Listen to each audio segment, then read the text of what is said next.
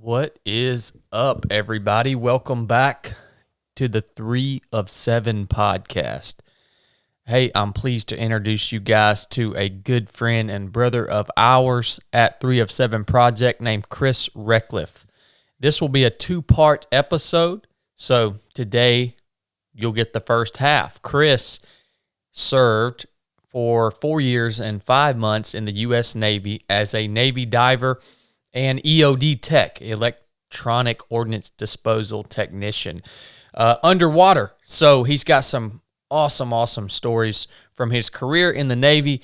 And then he went on to serve 31 years, pretty sure that's right, in the LAPD, Los Angeles Police Department, eventually working his way into the OIC officer in charge position of one of the most highly specialized teams within the LAPD. That position has led him to some really awesome stories and adventures, if you can call it that, right? Really high op tempo on this specialized team, taking down some of the most violent and most wanted criminals on earth. They actually, Chris's team took down the FBI's #1 most wanted individual. And he tells that story along with many others. Very non-traditional career working in a high capacity, really, from the beginning of his career in LAPD all the way up through to the time he retires. We just loved hearing these stories from Chris. I hope you guys love them too. I hope you can take away the valuable lessons that he has learned and that he presents during his episode on the 3 of 7 podcast. So, Chris, thanks for coming on, brother. I hope you guys all enjoy this. Love you guys. Hope you're all doing well. Without further ado, here is Chris Reckleff. What's up, guys? Welcome back to the 3 of 7 podcast. This is an interesting show for 2 reasons. The biggest reason is because we've got our brother, Chris Reckleff, on the show. Chris he is a graduate of the basic course, a graduate of the Proving Ground. That's how we got to know him. He's a big part of the body of 3 of 7 Project. And so this is the Chris that we know, right, over the last few months. But Chris, we learned very quickly, has had a very unique, powerful, interesting life of service to his community, where he still now lives. And I just want to start off, Chris, by telling you, obviously, thank you for your service to the American people, not only as a law enforcement officer, but your service to your country as a Navy veteran, and your continued service to the people that know you, right? The people who have got to work with you outside of work, and that being me included, brother. Well, thank you very much. Humbled and honored to be here. Still in a little bit of shock that you even invited me, but thank you very much. Well, we realized, like I say, on the basic course, as we were out on the mission with Chris and his team, we get started to hear, Chris is, talking to his teammates, and us instructors, we're kind of listening, from wherever we are in the patrol, and we're like, oh, let me bump up a little bit. I want to hear this story, right? So we learned real quick. There are some cool stories, and just, like I say, awesome life. Chris is still, to this day, when I see him out, I saw him out at the Proving Ground this past weekend, and still, you see him, and all he does is give. He's not there to take from anybody. He's just there to give. A very unique human being. The other second thing that makes this podcast very unique, wasn't that burp? Blake and I are sharing a microphone. Just like this. Chad told me, he said, listen, buddy, you talk too much at the proving ground and you're talking too much on my podcast, I'm going to take the mic from you. Now we have to share a mic. So here we are down. So yeah, I just had to take the mic away from Blake. I mean, he's talking too much. I'm afraid somebody is going to end up calling him a fool. So Blake and I are sharing a microphone. So that's the two unique things about this podcast. Brother Chris, how's your trip been? It's been good. Flew in mid last week just to get a little acclimated with the time change, and spent Thursday night with my old swim buddy, forever swim buddy, Peter Ortiz from the basic course, and stayed with him and Tom, brother Tom, on Thursday night, reunited, caught up on what was going on each of our lives, and we got to it. We got to it hard on Friday. You weren't messing around. You gave us 137 seconds to go from that classroom to the PT field. Brother, I'm glad I did, because I didn't know what you were going through in that upstairs room, man. You needed to get out and get some fresh air, didn't you? True story. Yeah. So like I told you guys earlier, I'm not anti-vaccine.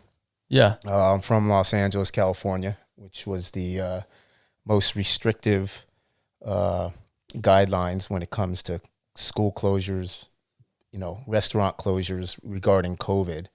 But yet, with all of that, Los Angeles still had the highest caseload, positive cases of COVID, and highest death rate, more than New York City. I worked the entire frontline, field of police work for the entire year of 2020. Never had any issues, but I elected to get the vaccine prior to coming here for a specific reason, so I can go visit my mother. And in doing so, I had an adverse reaction. And we talked about the symptoms and what happened. And I remember reaching out to my sister 2 days before I was flying here, and I told her, and she says, "Hey, you're having severe adverse reactions to the Johnson and Johnson vaccine." And the reason I called her was that was the day they had pulled it from the market. The CDC did. So I'm like, great, the vaccine I get, a couple of days later, people are dying from it, getting blood clots. And to this day, sitting here, I'm still not well. But like you say, if you don't speak the word, it doesn't exist. And, because she's telling me, go to your doctor, you need to see him now. And I'm not a brain surgeon. I joined the Navy at 17, so I know what's coming. If I go to a doctor's going to say, stay home, get some rest, take some Tylenol, plenty of fluids, don't do anything strenuous. If I tell a doctor I'm flying to Georgia, Navy SEAL is going to torture me for three days, he's going to say, no, you're not going. So I just kept it to myself. Yeah. But when I arrived and I was having dinner with Pete and Tom, they both picked up on it. They could see I was off. Yeah. And they said, hey, you doing all right? And so I'm like, I better tell them, because I knew I wasn't going to tell any of the instructors. I said, hey, I'm going to tell you guys, but just keep it in-house between the three of us. In case I drop on the course, it's not a heart attack. I don't take any medications. I'm having some issues with this vaccine. And again, I'm not anti-vaccine. I'm not telling anyone to get vaccinated or not for COVID. That's a personal decision. I have no regrets getting it because I got it for a specific reason. I'm just having some difficulties with the way I feel. And they said, okay, roger that. We'll keep your eye on you. But when you okey-doked me and swim buddy Pete on the PT field and split us up in two different platoons, I realized, oh, okay, we're doing separate evolutions. If I fall down and something happens to me and he's not going to be around to see and tell you guys, hey, this is how Chris has been feeling. This is what he did prior to coming here. He got a vaccine. So I told my new swim buddy, Matt, I said, hey, just keep this between me and you. But if I go down, you're my swim buddy. This is all it is. So this way, if anything happened, because I was not, like you said, in that classroom when we started, you're talking, it reminded me, and this is what was keeping me standing. So on the basic course, I remember we kicked off, and I know we don't like to give away too much about the proving ground and basic course, but we were a quarter mile into the mission, and on day one of the basic course, and you're behind me walking, and I just remember hearing you say, "So Chris, you retire yet?" And I go, "No, sir, 3 more months." And right when I say that, I trip, fall, face plant with my 60-pound pack, bust my knuckle open. I'm trying to do the old suck on the blood, like no one saw that, right? Yeah, yeah. And I'm thinking to myself, what an idiot, Chris. What a first impression you just made in front of Chad Wright. You just face planted in front of him. And now, 4 months later? Yeah. 5 months later, here I am at the proving ground, and you bring us up to the classroom to start, and you're talking to us, and we're in a circle, and I just felt the walls coming in. Yep. And I go, I'm about to faint. I've never fainted in my life. And I'm like, I'm about to collapse. I know that feeling, man. That's that feeling when you've been underwater for too long, Right. And the vision starts to close in. It gets, yeah. And all I remember, the last thing I remember before I was about to drop, I heard you say, y'all have 137 seconds to get to the PT field.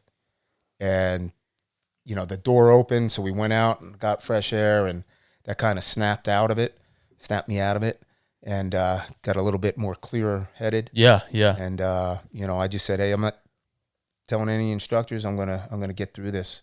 I'm not going to talk about it, think about it. I'll get through it. See, I never would have known you were going through that, Chris, to be honest with you, which, your swim buddies are going to know you better than I'm going to know you as your instructor.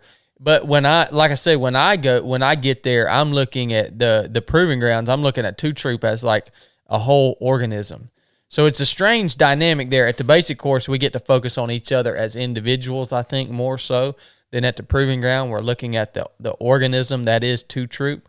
So I had no clue you were going through that, man, until you showed up to the house today. And, I said that, and that now what the mission is behind us, it's proper to say, hey, buddy, no, we don't need, this is how I feel. And you told me how you felt. We went running anyways. Yeah, it was a good run this afternoon. Yeah, we had a dang good run, man, and you crushed it. But no, first of all, I didn't crush it. Second of all, Blake, I drive here about an hour and a half, 45-minute drive, right? And I did a hike this morning, hike yesterday, just real easy stuff, like 3 miles of walking.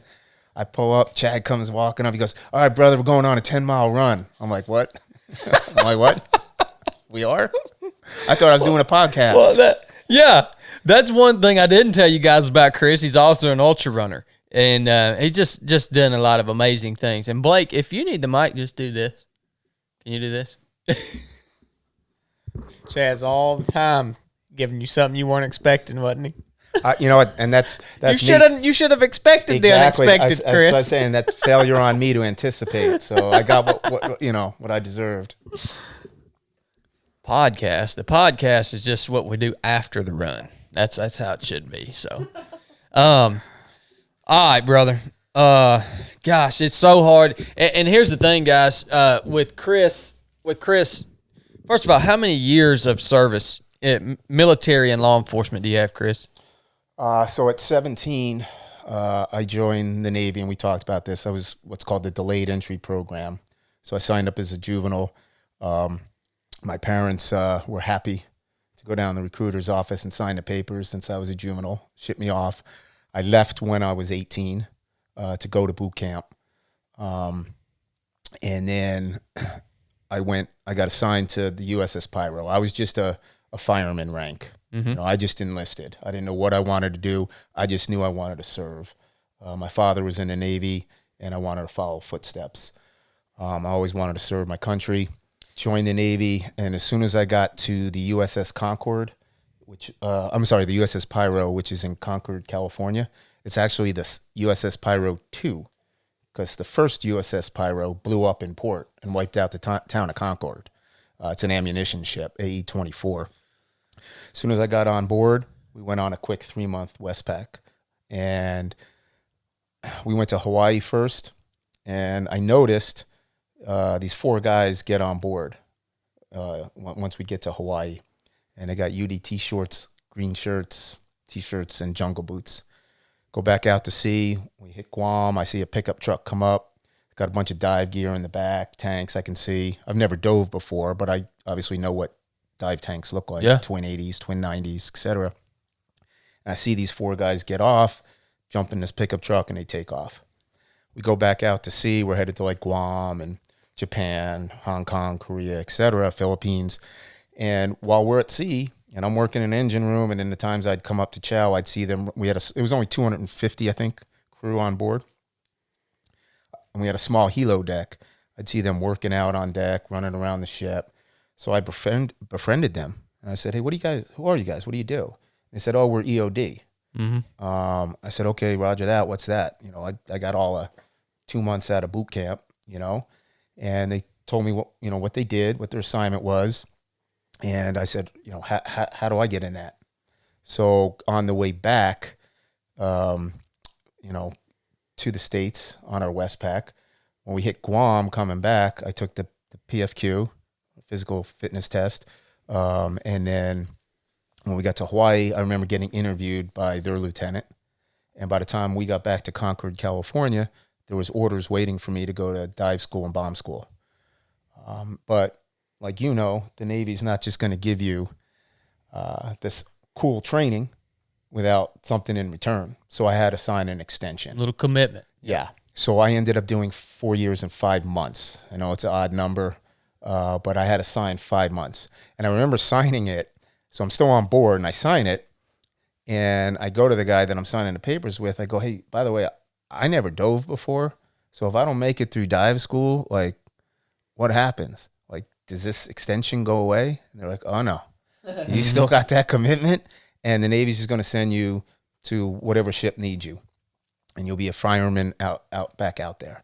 And, which is fine, because I loved the Navy and being on a ship. But that wasn't what I wanted. I knew right away when I saw these guys. And I remember they put on the chow hall one day, we had the old TVs with the VHS. They actually put in a VHS recruitment tape on E.O.D. And I said, yeah, that's what I want to do. So they sent me to Panama City, Florida. Yep. For dive school. Navy dive school. And I remember after day 1 realizing immediately that I was in over my head. I'm like, this is brutal. Dive school is no joke. Yeah. And I believe it was 5 weeks. The whole training was 3 months. But we did 5 weeks or 6 weeks of dive school in Panama City. We started with 28. We graduated 12. If there was only 11 spots, I wouldn't have made it. Because out of those 12 that graduated, I was number 12. There's no joke about it. Now, were you surfing and stuff? Were you in the water prior to joining the Navy? Or yeah, so... what was hard about it for you? Well, I mean, originally I was born in Canada. I was fortunate enough that my parents came to the States. And it's a part I forgot. So when I joined the Navy, and then I didn't have to sign away my Canadian citizenship. But when I went into the E.O.D. program, I had to. Yeah. And that's because of security clearance. Yeah. Right. So I had renounced my Canadian citizenship, which is great because I hate the cold. So I had no desire to go back to Canada. So that was the easiest thing. No choices after that. But, you renounced it. Yeah. So me and my buds would go down to the Jersey Shore, and that's basically where I learned to surf. Okay. Started with, borrowing people's boards, big truck inflatable tires. If you could surf waves with big inflatable tires, you can pretty much learn to surf on anything at that point. Yeah. But nothing, dramatic. I just love the ocean, and swimming and being out there. It was the PT, running forever on the sand, and it was immediately getting thrown into breathing air underwater. Doesn't it feel weird first time? I had never done that, and anyone listening that wants to be a Navy diver, this is what you don't do. They put you in the shallow end, which is like 3 feet, and you're sitting on the bottom of the pool. Yep. Right? And it goes down to like 25 feet. But we're on the shallow end at 3 feet, first day breathing air, and they have you sit down on the bottom, stand on top, put the regulator in your mouth, and then sit on the bottom and start breathing.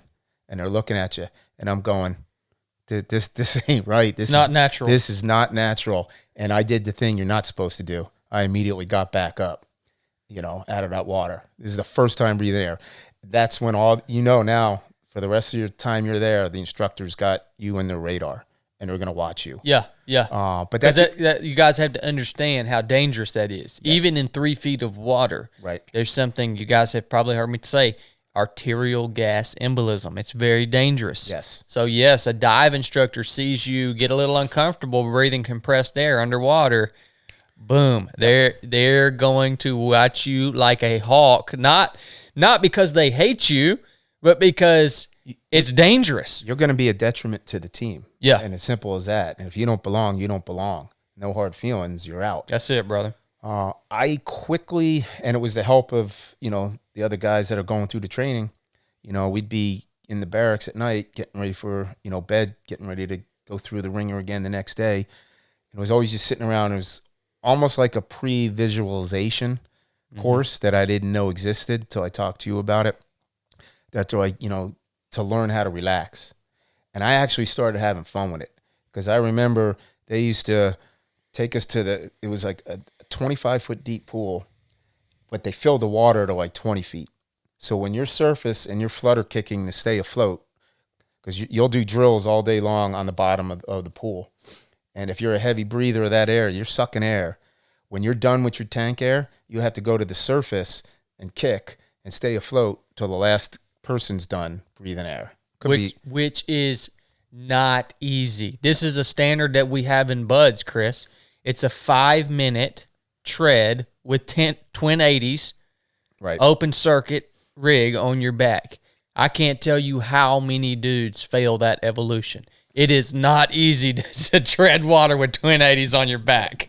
Extremely difficult. And as you can tell, I'm not a big guy either. Yeah. So, I was just fighting to stay up there. But, that's kind of when you start getting forged into learning how to, grind it out and be, and grit, and tough things out. But I started getting so comfortable that I remember during pool week was 5 days. They called it pool week. So like Hell Week. Yeah. Yeah, but it's certainly not like Hell Week. We went to bed at night.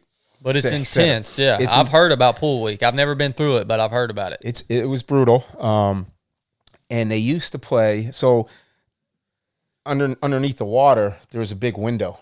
So you would see like the commanding officer at dive school behind that glass watching you underwater.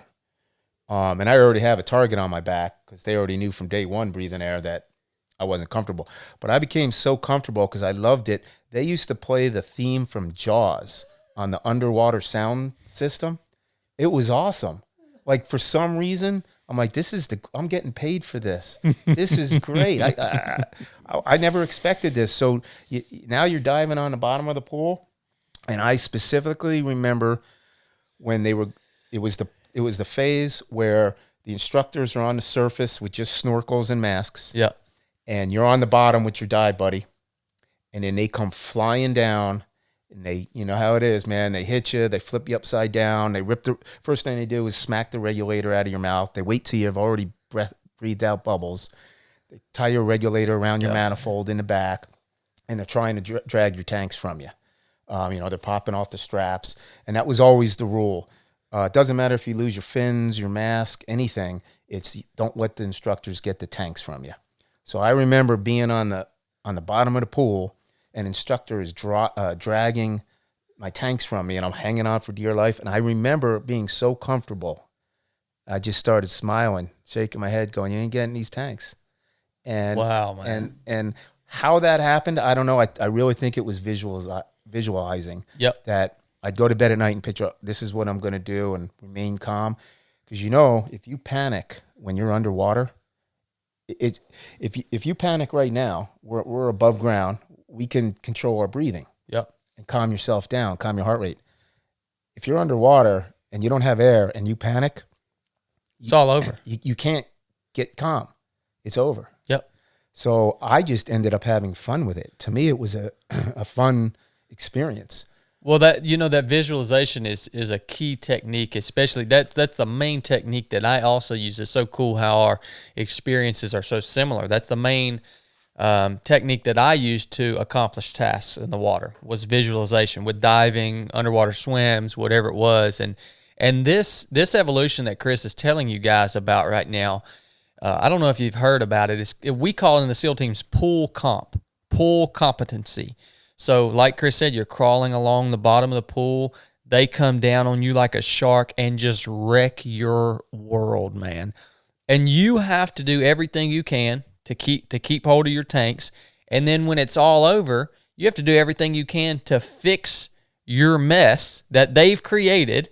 You have to fix it so that you can get air again, right? And when you get yourself all fixed, there can't be a twist in a strap anywhere. There can't be any, right? Everything has to be traced, right, perfect. Did they ever give you the whammy knot that you couldn't fix and you had to FSA? No, it happened to some of the guys. And I remember one guy that drowned, and they had to, get him to the top and resuscitate him on the pool deck.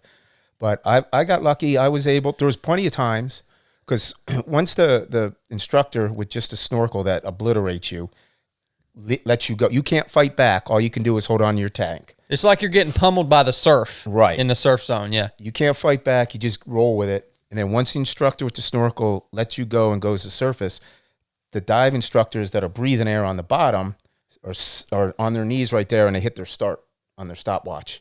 And I don't remember what it was, 60 seconds, 90 seconds you have to clear everything. The first thing is getting your air back on and taking a hit of air. Yep. Right. So there was plenty of times I couldn't at first undo, my regulator from the manifold. Yeah. But I was always able to at least get my mouth on it, get a hit of air, calm down a little bit, and then work it out. So I never got that knot that just couldn't be undone. Mm-hmm. But you're right. You're getting timed, and if one of the straps, is twisted or whatever, you failed. You failed. And you got to do it again. Talk about attention to detail. Yes. Under stress. But it's the only way it should be for a job like that. Yeah. Yeah. And which helped forge later in life other assignments that I went and did. But yeah, I somehow made it through. Again, we started with 28, graduated 12, and then they gave us 3 days to get up to Indian Head, Maryland for bomb school. So you picture 12, we're now salty because we graduated Navy dive school, right? Oh, yeah. Navy divers, dude. Navy divers are some salty cats. I'm telling you, man. So we get up there and we think, oh, man, this is just going to be classroom, challenges, and then maybe some field exercises, blowing stuff up. A lot of classroom instruction on, explosives, etc. You're thinking you've already been through the crucible of dive school. Exactly. Yeah. First week up there, didn't see anything about bombs, no classrooms. They tortured us in the river, nothing but river swims. I'm talking, it takes you like 20 minutes to swim 100 yards against the current and like 5 minutes to swim back because the current's just that powerful. Yeah. And then swimming in the pool with bricks in your hand, the wet towels, swimming laps with a wet towel on each hand.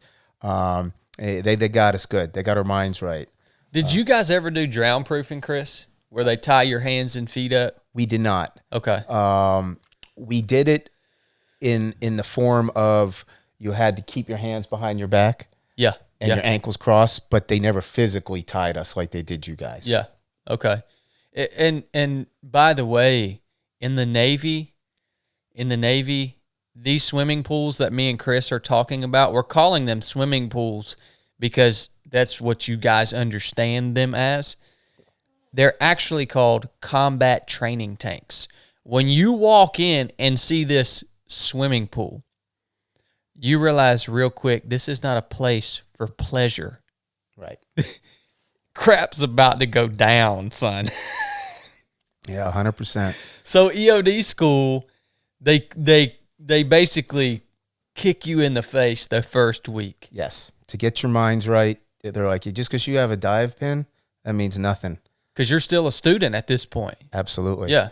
So once that week was over, then it was more into learning about explosives, setting charges, detonations, the whole thing. Det cord, blasting caps, C4, etc. And what kind of stuff were you guys back in those times? What were you training for specifically? Was it clearing underwater obstacles or ship attacks or what was it specifically? And again, my years of service was not, it was during peacetime. Yeah. There were no wars going on. So we were still training when I ultimately got to my detachment upon graduating, bomb school. I got sent to Detachment Point Magoo, which is the Pacific Missile Test Center in Ventura, California. I was fortunate enough to get it because out of all the dive teams in the Navy, all the EOD teams, Point Magoo does more diving than any other dive team. So I was stoked about that. We did a lot of, how do I say this?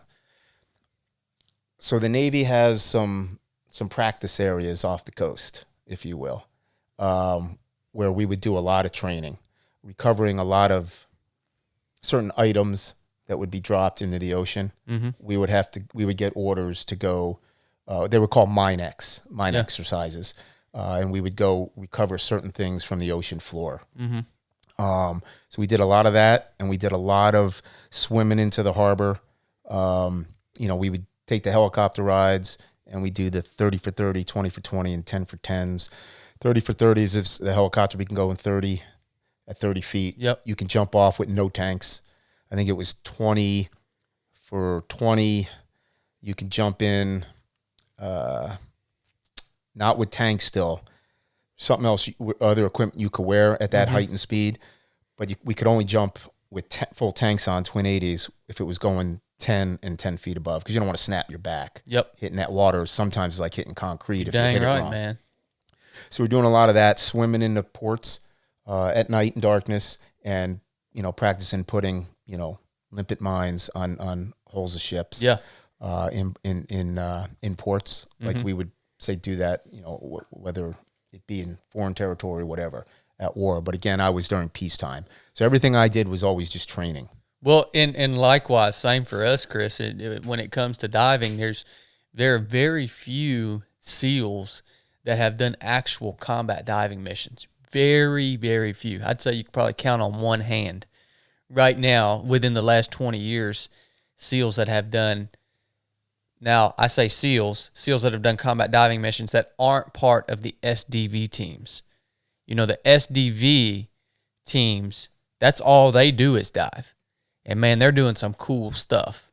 I mean, diving is a really cool skill. And when you pair it with the knowledge of knowing how to blow stuff up or recover things that will go boom, that's a serious job, man. It was fun setting a lot of charges. Yeah. Both in the ocean, and we also would go out to the desert and do a lot of detonations as well. But we, on a monthly basis, we had training out there off the coast. We were doing a lot of dive ops. I can't really get into how many and what they entailed. But I never had any close, encounters or issues with hundreds upon hundreds of dives I did. Other than two things. One, I wrecked my hearing a couple times because when you're young, it would be, we would go out and we'd have to recover, say, a total of 40 items from the ocean floor. So 8 of us would go out there, and you're partnered up. You always got a dive buddy, right? That's it. So in the morning before sunrise, we would go out in the F470, Zodiac rubber boats with the sonar, hang over the side, and we would mark what we were looking for on the bottom. We'd mark it from the surface, throw a clump with a line with a buoy, mark all the things we're supposed to recover. It's just training. Mm-hmm.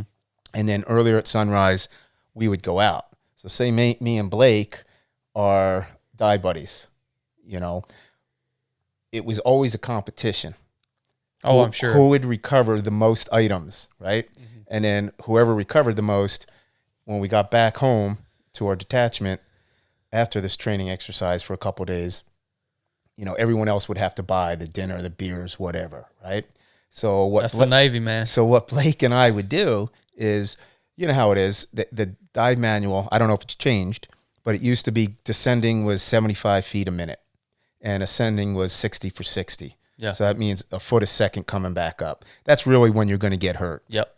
Well, we throw that, especially the descending part, out the window, because the faster you go to the bottom and have less bottom time because you recover what you're looking for and you get back to the surface, the clock stops. The more you can dive, Or you can day. dive, That's right? So Blake and I look at each other, go, hey, what do you about? We'll throw an extra 10 pounds of weight on our weight belt. So we would scream down to the bottom. Oh my gosh, dude. So the dive boat would, it was a 24-foot Monarch boat, pull up alongside, dive master would pull up the slack from the, on the line from the buoy, try to get it as taut as possible. Blake and I would hobble over, face each other, nod, and we'd roll off the back. And we'd meet underneath the bottom, and we would scream to the ocean floor. We would scream, and so much so, it starts getting dark quick, in California waters. Oh, yeah. And we would go in so fast. Sometimes, like right now, I'm under the weather because of this vaccine. It feels like I have a cold. Probably sounds like I have a cold. And you're trying to equalize pressure in your ears. We're going so fast. If you start to squeeze, even if you try to stop, it's too late. You're going to squeeze. So I would squeeze my ears often. There's a positive part to that. You're tearing a part of your eardrum. So now you don't have to worry about squeezing that ear for the rest of the dive op. So, that's the way our minds worked at a young age. And we would go so fast that by the time, you get to almost perpetual darkness. And then by the time you see the ocean floor, I would collide into it and Blake would be right behind me, colliding into me. And, usually, and one of us would be what we call the driver, have the handheld sonar, find the item we're looking for. Usually it's pretty close. We marked it pretty close from the surface. We'd recover it, hook into it. We'd go back up. But instead of 60 for 60, we would probably go from 100, say we're at 100 feet below the surface. Instead of taking 100 seconds like the dive manual, we'd probably go up in about 50, 60 seconds. And what we would do is we would just constantly blow out. Yeah. Blow out the whole time. Yeah. As that air expands in your lungs, guys, as you're coming up, you have to release that air out of your lungs as it expands, or other words, it causes significant damage. Right. Yeah. So that's a dangerous game you guys were playing, man. We were, but young and dumb. Oh yeah. You're invincible. That's it. So, all those, the only thing I only had one close call, and it was my very last dive in the Navy. Other than the sea lions that would, scare the bejesus out of you as you're going down, and suddenly you'd see a shadow coming your way, and you're immediately, your heart pops thinking it's a shark, and it's a sea lion, and they would bang against you and play with you all the way to the ocean. They love to do that. Oh yeah. But I only had one close call, and it was the last dive of the Navy. I actually got a tattoo as a memento from it. So I was diving with our dive corpsman, Bill Scott. And there was one last item to recover. We got to the surface, and our dive op, our master chief's like, hey, we got one more down there. You guys good to do it? You got enough bottom time left on the dive table? You good? I'm like, look at my tank, my pressure, how much air. I was a little low on air, but I wasn't too worried about it. I said, yeah, roger that. Because everyone we had hit, we got to the bottom, what we were looking for was right there. So this is the last dive of my Navy career. I'd already got accepted to the police academy. Wow, man. We flip off the boat, scream to the bottom. He's got the sonar. We get to the bottom, and what we're looking for isn't there. So my job is I have to unhook the hooks from the rope that goes to the surface to the buoy and put it in. I call it a clump. It's just a big weight with a hole in the middle. I put the line through it. I give him to him, and he's got the sonar, and he's off on the ocean floor going in the direction of where he's getting a signal to look for the item. I'm pulling the slack from the surface to give him slack so he can keep going out to find us. I get to the point where, I got no more slack, and he still needs slack. I can't see him now because he's too far away and it's dark down there. So I do what we're trained to do. I hold on to the line, and I pick up the clump off the ocean floor, and you walk backwards in the direction you want to go. It's the easiest way to carry it. As I'm doing that, again, that's to free up slack for him to keep reaching to where he needs to go, his destination. I realize I got no more air. No big deal. Got a reserve. So I hit the little reserve on my manifold, no air. So when you jam the jugs or you charge the jugs, you have to have the reserve down, at least back then. I can't, we're talking the 80s. You have to have the reserve down, or the air is not going to fill up the reserve tank. Yeah. I had no air in my reserve tank. So now I'm on the ocean floor, and I'm exhausted because it's like our 6th dive of the dive set.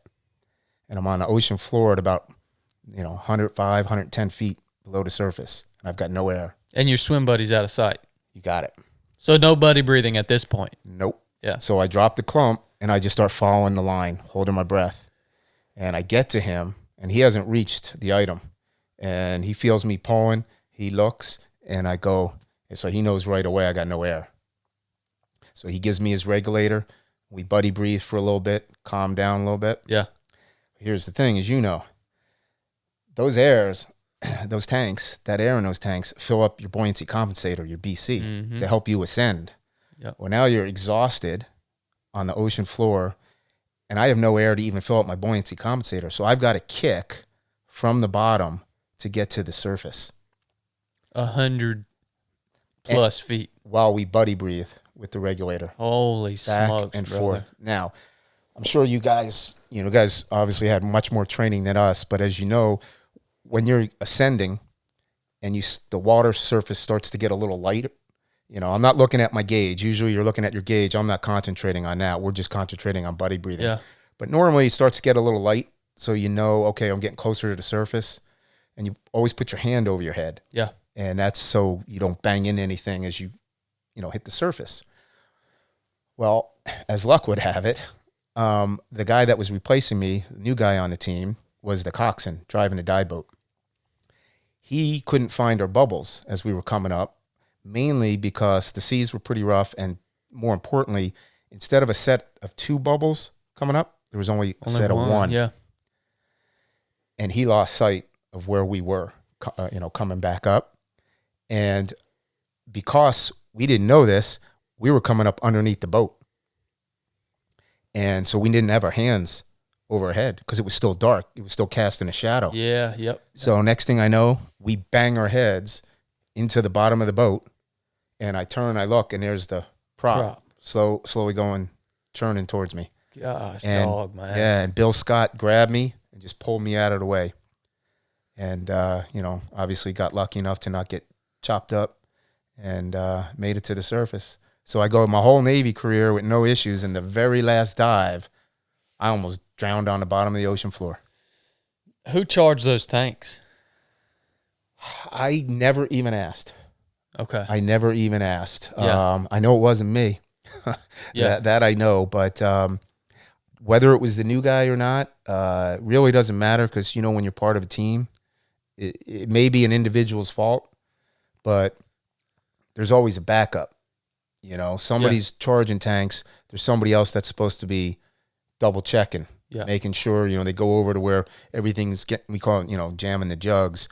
Someone goes over there and looks and double checks that, everybody's got the reserve lever, all the sets of Twin 80s got the reserve lever down position. So it's getting filled. Somebody missed it. But it is what it is, Yeah, and that's I see. I didn't dive a lot of open circuit, so I'm just trying to. It's awful strange that being your last dive, to run into a scenario of that magnitude. This is a big deal. I mean, I'm sure the listeners can understand.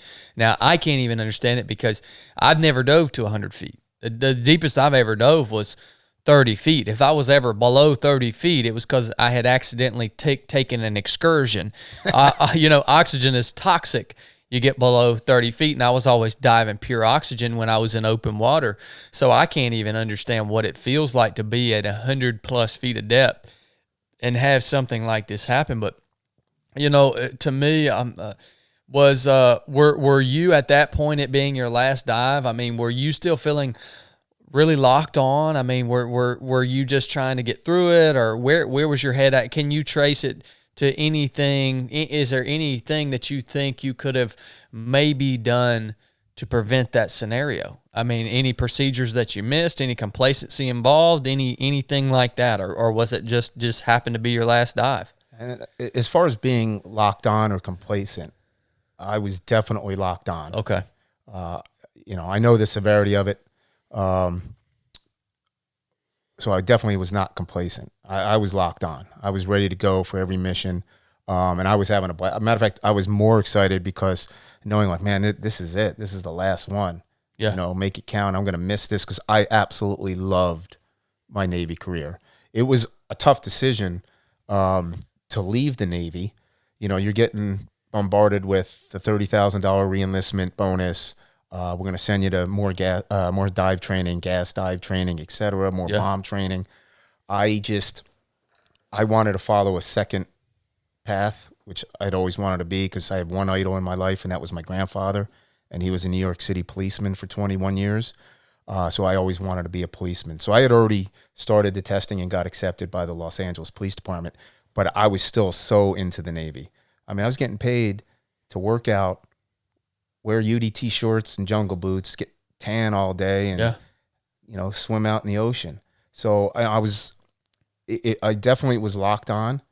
Somehow, whoever was in charge, and I never asked, somebody for that mission had the responsibility of charging our tanks, jamming our jugs, and they made a mistake, and it almost cost me, I should say cost the team because we're all one.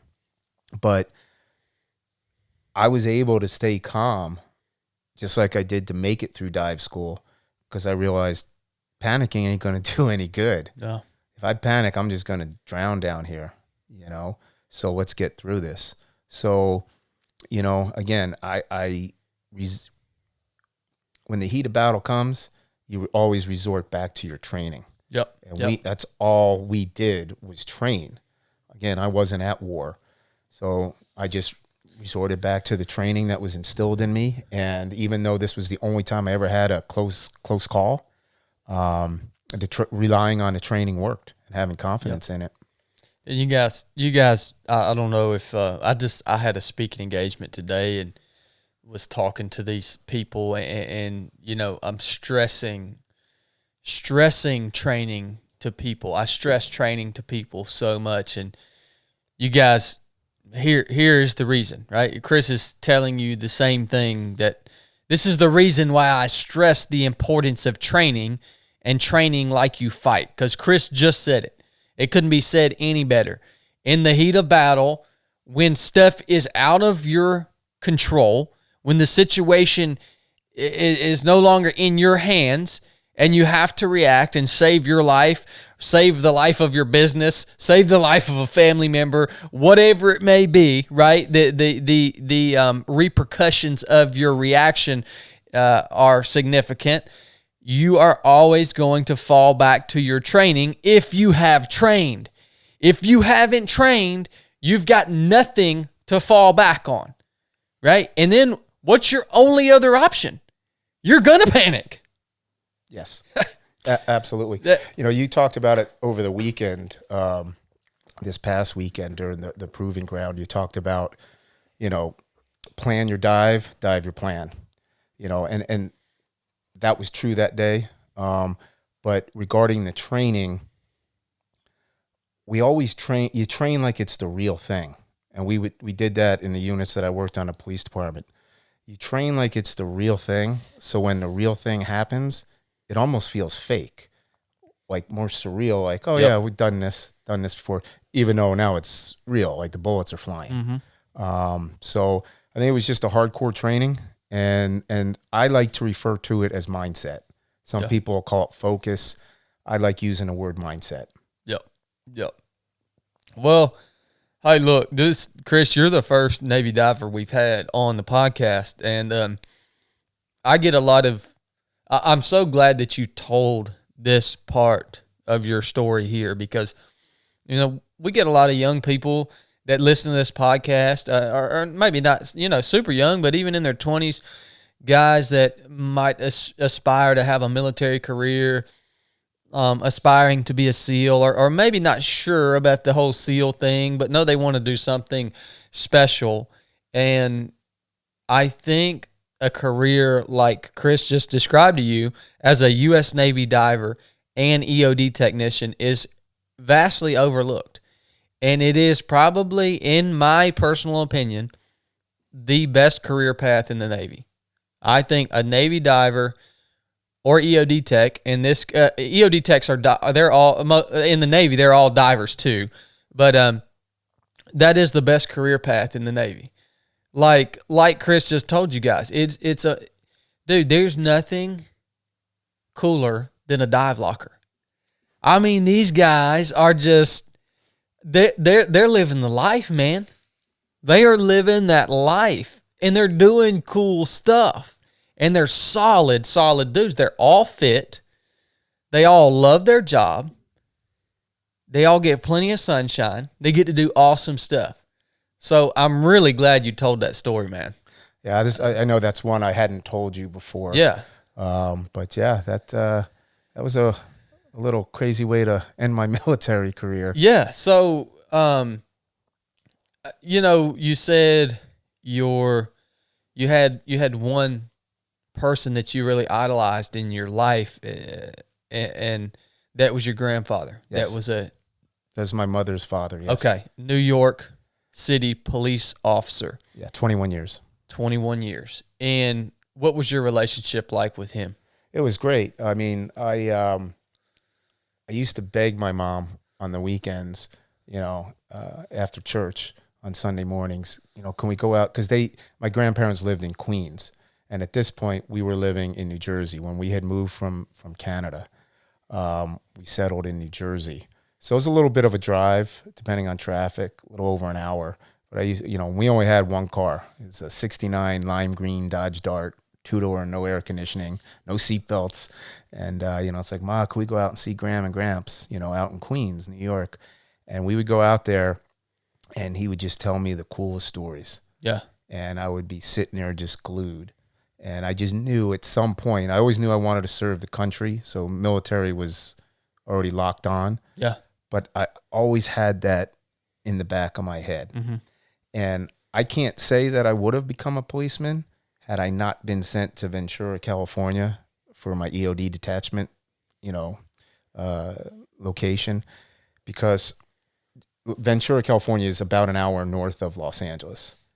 And I knew being out there that at that time, Los Angeles Police Department was extremely highly regarded as not only the best police department in the United States, but possibly the world. And that's what drew me towards the Los Angeles Police Department.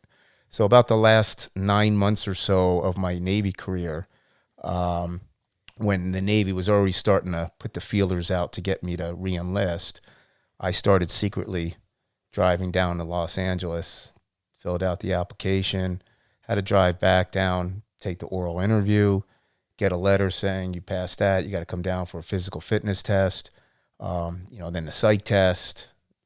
And then I go to take the not the physical fitness test. I'd passed that, the physical by the city doctor, right?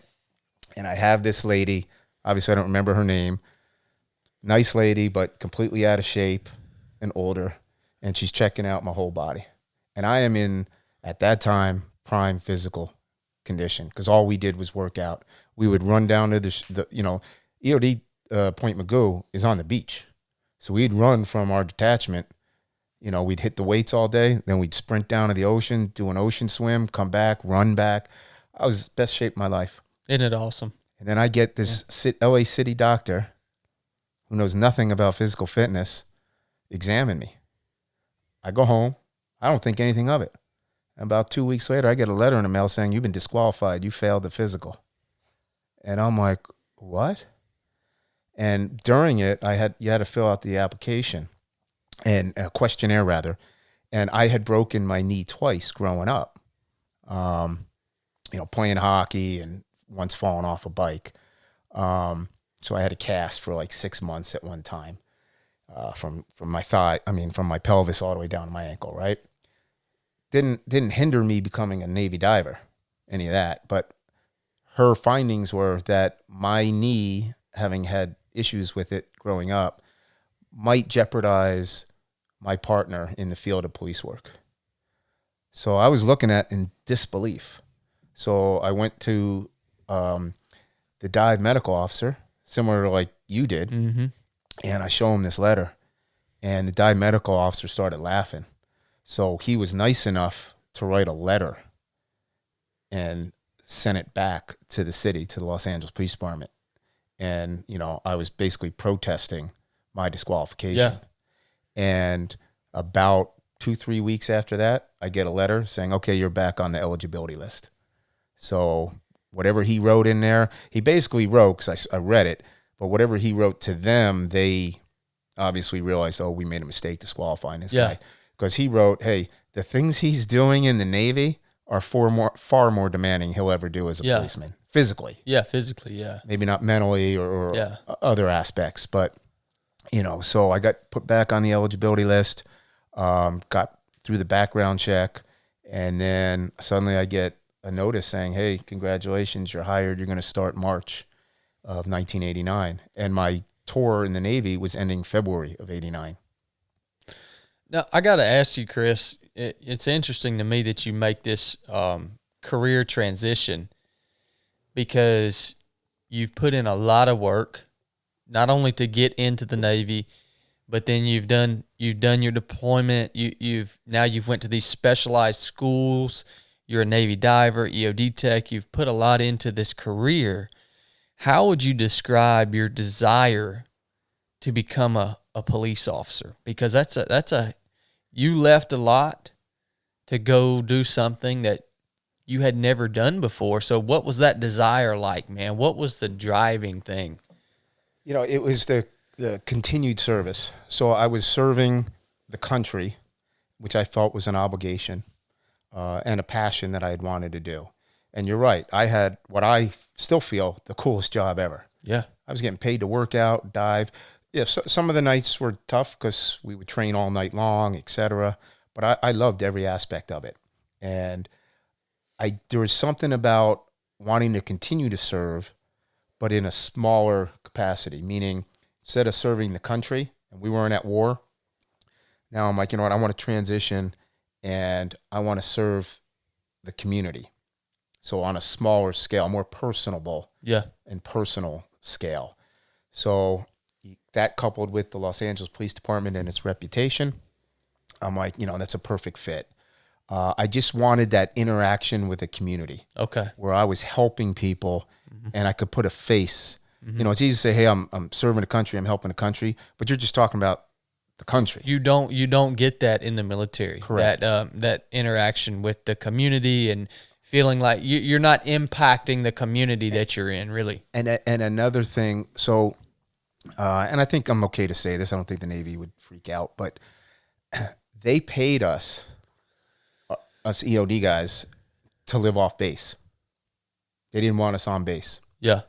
So, and I still remember it to this day because I was living on Channel Islands Boulevard in Ventura County, and they were paying us $450 a month. So we were getting dive pay, demo pay, and special duty assignment pay. So we're already making more money than, and I my highest rank was E5. Mm-hmm. So I'm already making a substantial amount with those three: hazardous duty, demo, and dive pay. They were also paying $450 a month to live off base. And I still remember to this day, my rent was $525. So I was thinking, I'm paying $75 a month rent. I got the greatest job in the world. I'm working out. I'm diving. I'm with this small group of like-minded people. Mm-hmm. And, it was at a point in my life where I thought, if I do the re-enlistment, I'm going to be a career Navy. Because you keep getting deeper and deeper into that track. Yeah. So I go, if I take the plunge and re-enlist and take the $30,000 re-enlistment, I'll never do the police thing. Yeah. And I made the decision, no, I want to serve the community. I want to put a face to the people that I'm helping and serving. And so I made that decision. I tested. I never looked back. And it was a little bit easier. We talked about this on the run today. Now looking at it, I think when I first met you at the basic course, I probably wasn't thinking it through when I told you it was easy for me to leave the Navy and close that door, because I don't look behind me. Yeah. I don't think you should.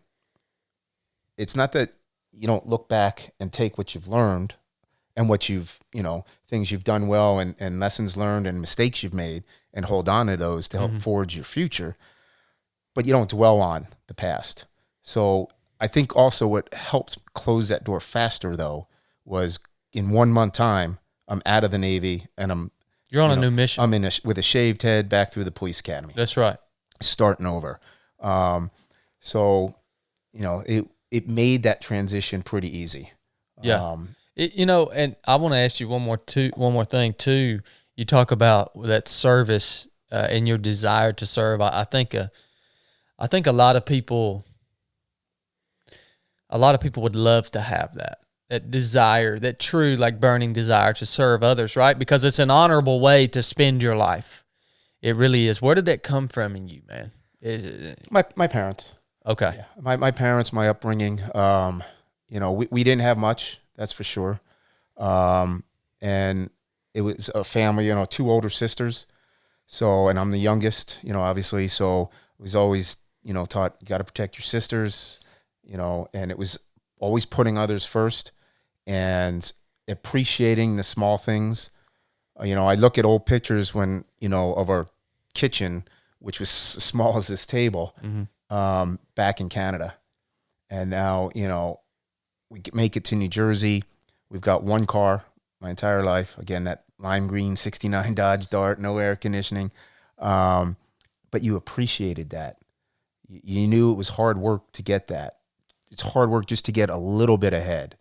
And that's what was always instilled, by my father and my mother, to me. Everything from, you want a nice lawn, you got to do it yourself. You want a nice little apartment, you've got to keep it clean yourself. It was just all the little things my parents, taught me about: pride of ownership, attention to detail, and respect for others. So it came from them. Yeah. Now, as you make this transition, I know you experienced this because I experienced the same thing. You have people in the Navy, the dive community, your head shed, your mentors, your teammates. Basically, they think you're crazy. They think you're crazy for leaving everything that you've worked for, and they try to suck you in to stay in there, don't they? Oh, absolutely. Yeah, they told me specifically I was going to regret it. Yeah, I've been told that. Yeah. And so I would always, throw back at them. So one of our gunners was Gunner Keller, and then he got transferred out during my tour there, and we got Gunner McFarland. Gunner Keller was transferred to the E.O.D. detachment in Adak, Alaska, and I remember joking with him, laughing, going, "I can't believe you're going to be diving in a dry suit. You're going to be freezing every day." Oh yeah. And he jokes back with me. He goes, "When you re-enlist and you graduate advanced gas dive school, etc., I'm going to make sure I flag you and get you to Adak, Alaska." So when the guys, Gunner McFarland and Master Chief Tommy Dye and others that were there, they're like, "Chris, you're going to regret it." I go, "No, I'm not, because I know if I re-enlist, I'm going to Adak, Alaska."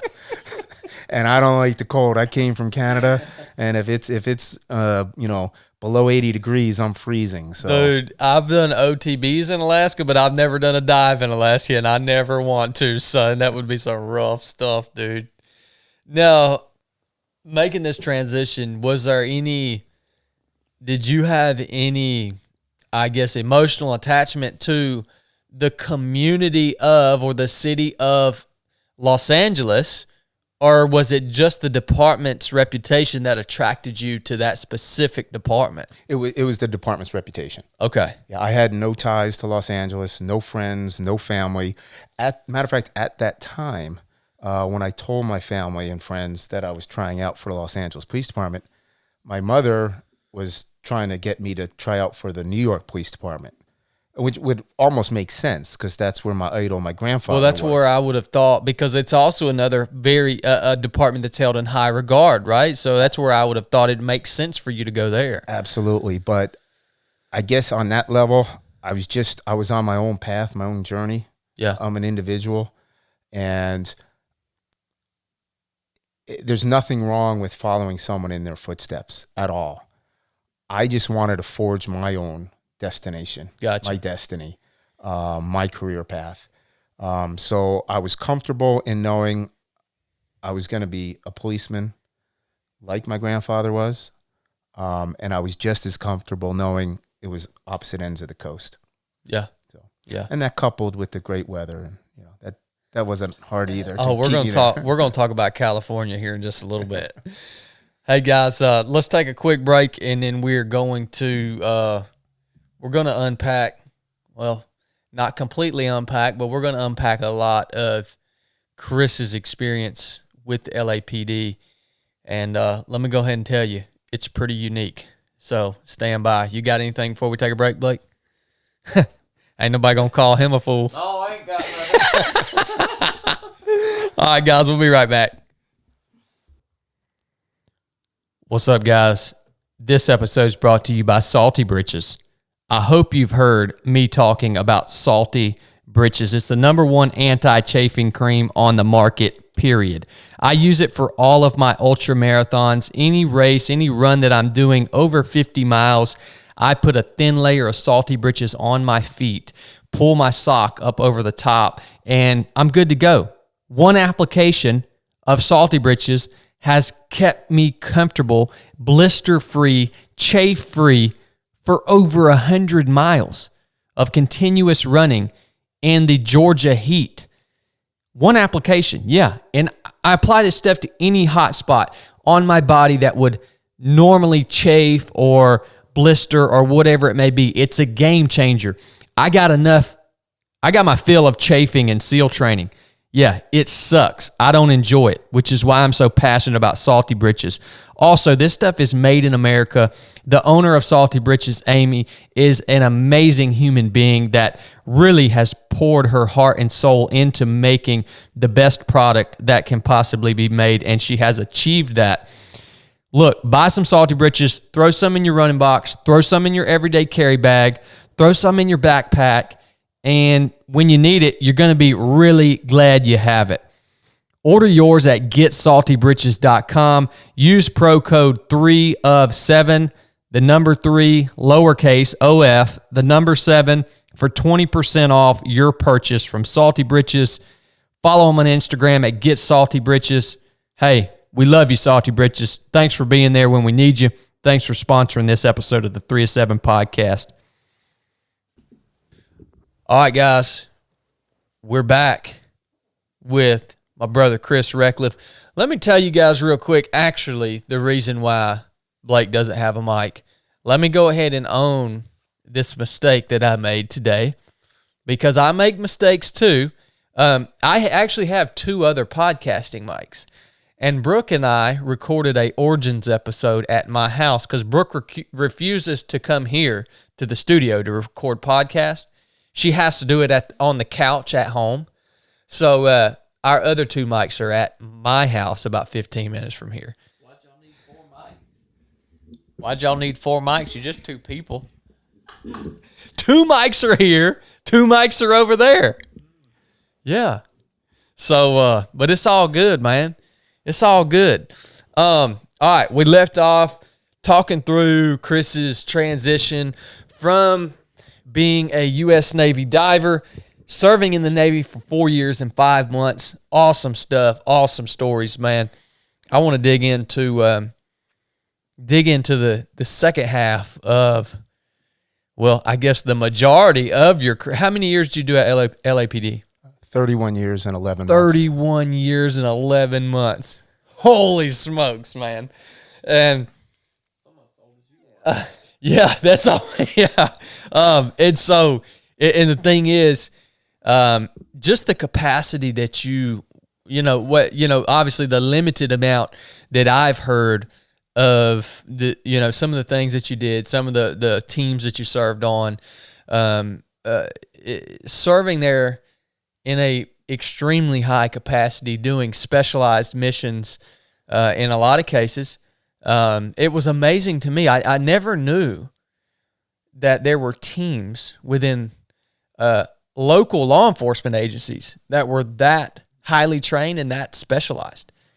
I had no clue, probably because the Floyd County Police Department or the Polk County Police Department or these rural police departments, I mean, I guess there's not a need for teams like that, so they're not out here. I didn't know what was going on. I guess, did you know what was going on, Blake? No, I mean, I guess I had a little bit of an idea, but in the bigger cities, there's a lot going on and there's a need for it. But I didn't know to the extent of what you guys were doing. Hold on, let me spin this mic back around. So starting off, I mean, I'm assuming, like you said, you leave your dive team, you're cleared hot, you go literally from the Navy to the police academy within a month, and here you are starting all over. You're starting back at base one, right? Shaved head and all. Yeah. Back to square one. And then I remember day one in the police academy, our drill instructor had us write a 1-page, basically, like the old 1 minute, 1 second, tell us about yourself. Yeah. We had a homework assignment. You got to write about yourself on 1 page. So obviously I included my military career. And when I was in boot camp in the Navy, I was the guide on. Yeah. So what happens day 2 after my drill instructor, Jerry Stokes, reads it? They give you the flags. They gave me the flag, and I'm like, I got this pole again.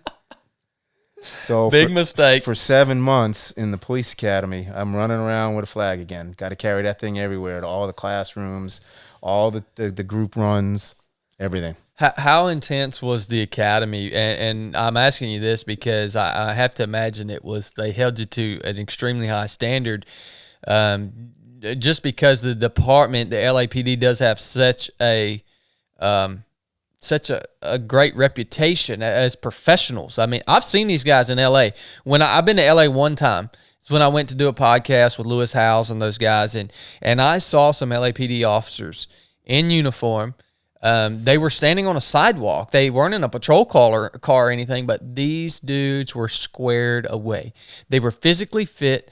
Their uniforms were perfect from head to toe. They were shaved hair. I mean, these guys looked like what you would imagine a police officer looked like back in the old days when they took, this is not to put police officers down, but in some rural communities, some of the police officers, they get a little sloppy. All right, they get that. I mean, they're doing a hard job. They're doing an awesome job, but I think it's important.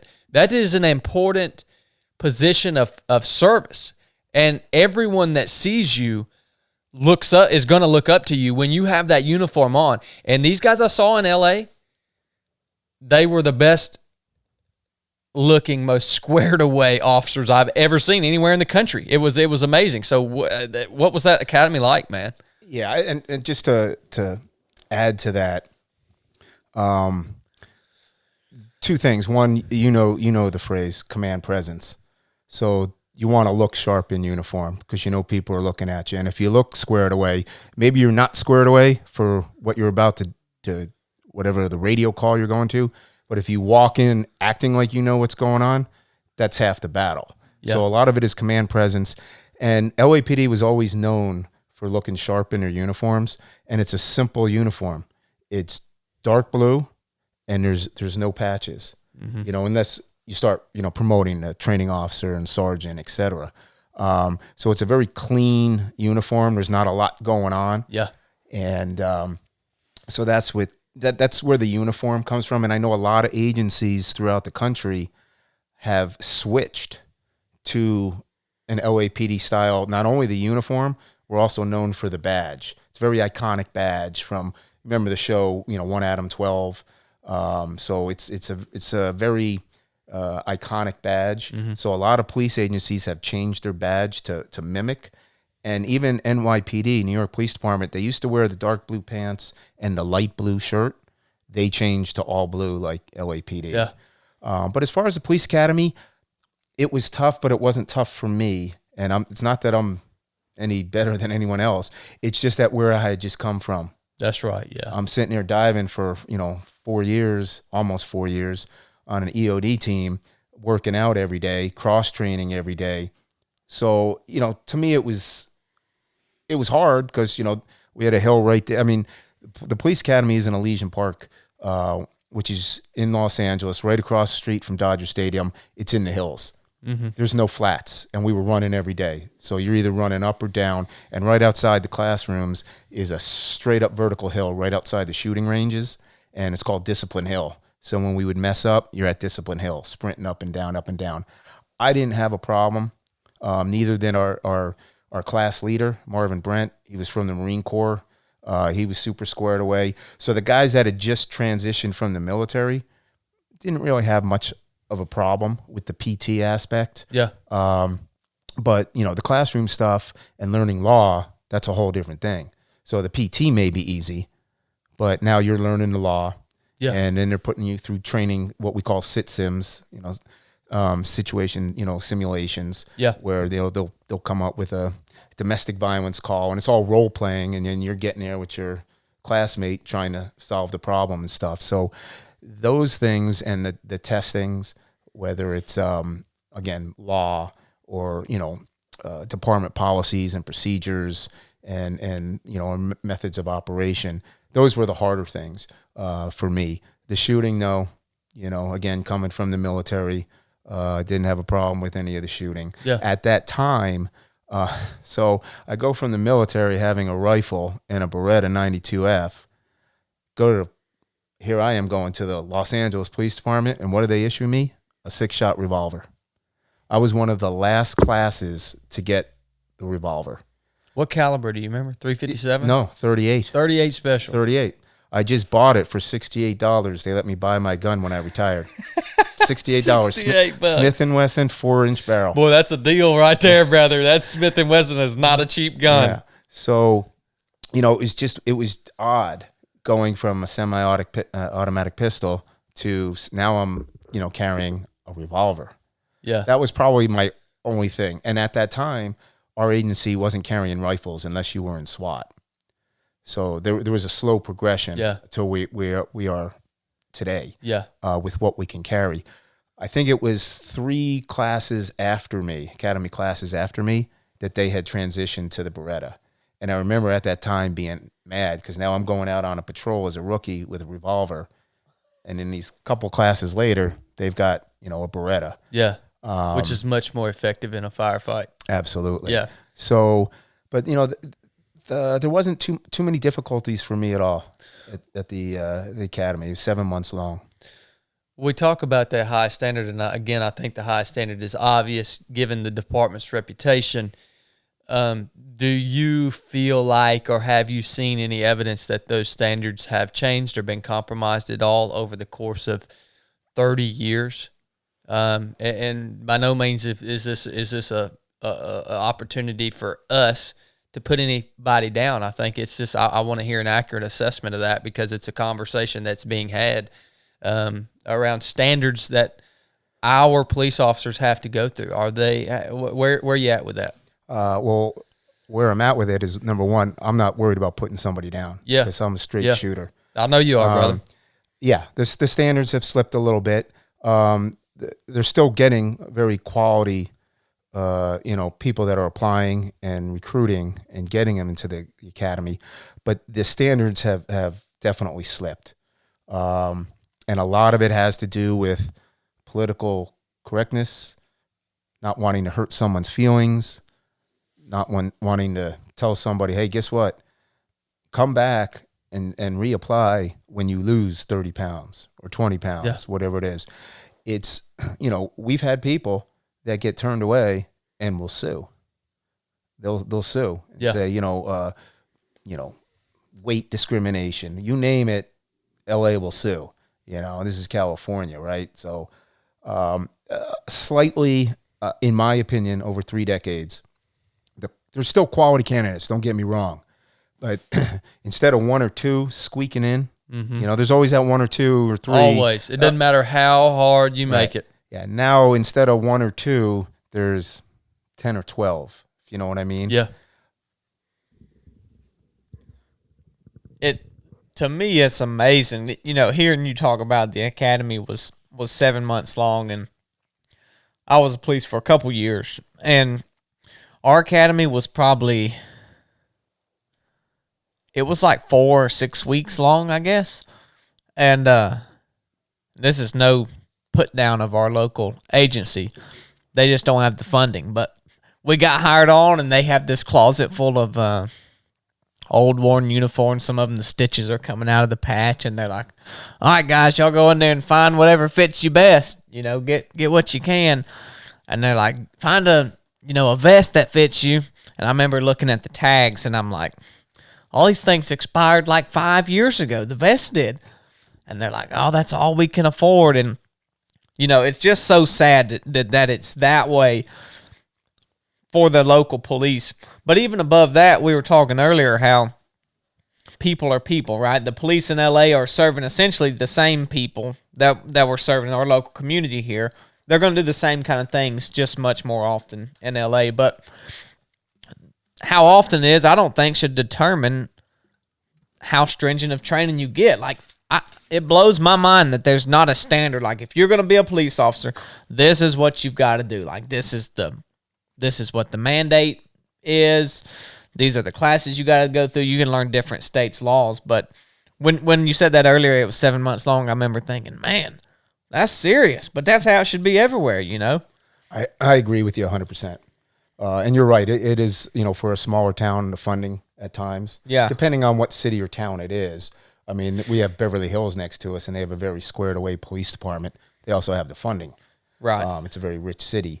But, it's maybe a little too early to talk about this, but with the recent anti-police sentiment that we've had since last summer, my old agency, LAPD, the budget was $500 million a year. Wow. They just slashed it because all this anti-police, defund the police movement, that people just don't understand what that means. Uh-huh. They slashed it by $150 million. That's 34 something percent. And that's going to cost them. The citizens are not going to get the service they deserve, and that breaks my heart. Yeah, because the compromise almost has to come in the quality of the person that you hire. That's the quality of people that LAPD gets versus what Floyd County PD gets is dependent on the pay. Like, that's why someone who is going to go do a good job ain't going to walk into that uniform closet and say, I'm not going to walk around this town looking slouchy with no training. I'm going to go somewhere else that's going to pay me. Not that all the officers around here look slouchy, but I mean, really, like, if I paid with my own money to get my uniforms altered so that they fit me good because I wanted to look good, but that had to come out of my own pocket. Yeah, exactly. And you shouldn't be the one having to do that. Right. Your employer should be. But it to your point, you cut the funds, you cut the quality of people that are out there serving you. So I guess it's kind of beating a dead horse, but it just kind of, when you talked about that, I just thought, man, it should be a standard across the board what it takes to be a police. That's an interesting concept to me, and I don't know if it's ever been discussed before, but wouldn't that be a pretty cool concept? And to have, like you're saying, to have a nationwide standard, not a federally mandated standard, but a nationwide standard for that job of serving your community as a law enforcement officer. Yeah, and I was going to see if you were going to put that in there. As long as it doesn't transfer over to the government. No, I never want that to happen. Yeah, I know, because we're all downhill from there. If you leave the government in charge of policing. I think a national standardization of, maybe some tactics.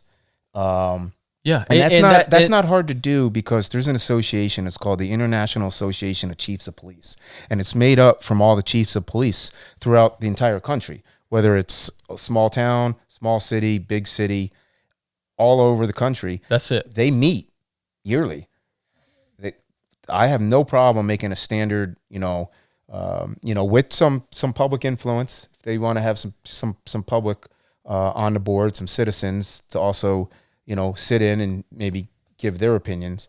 But I think there's not an issue with that.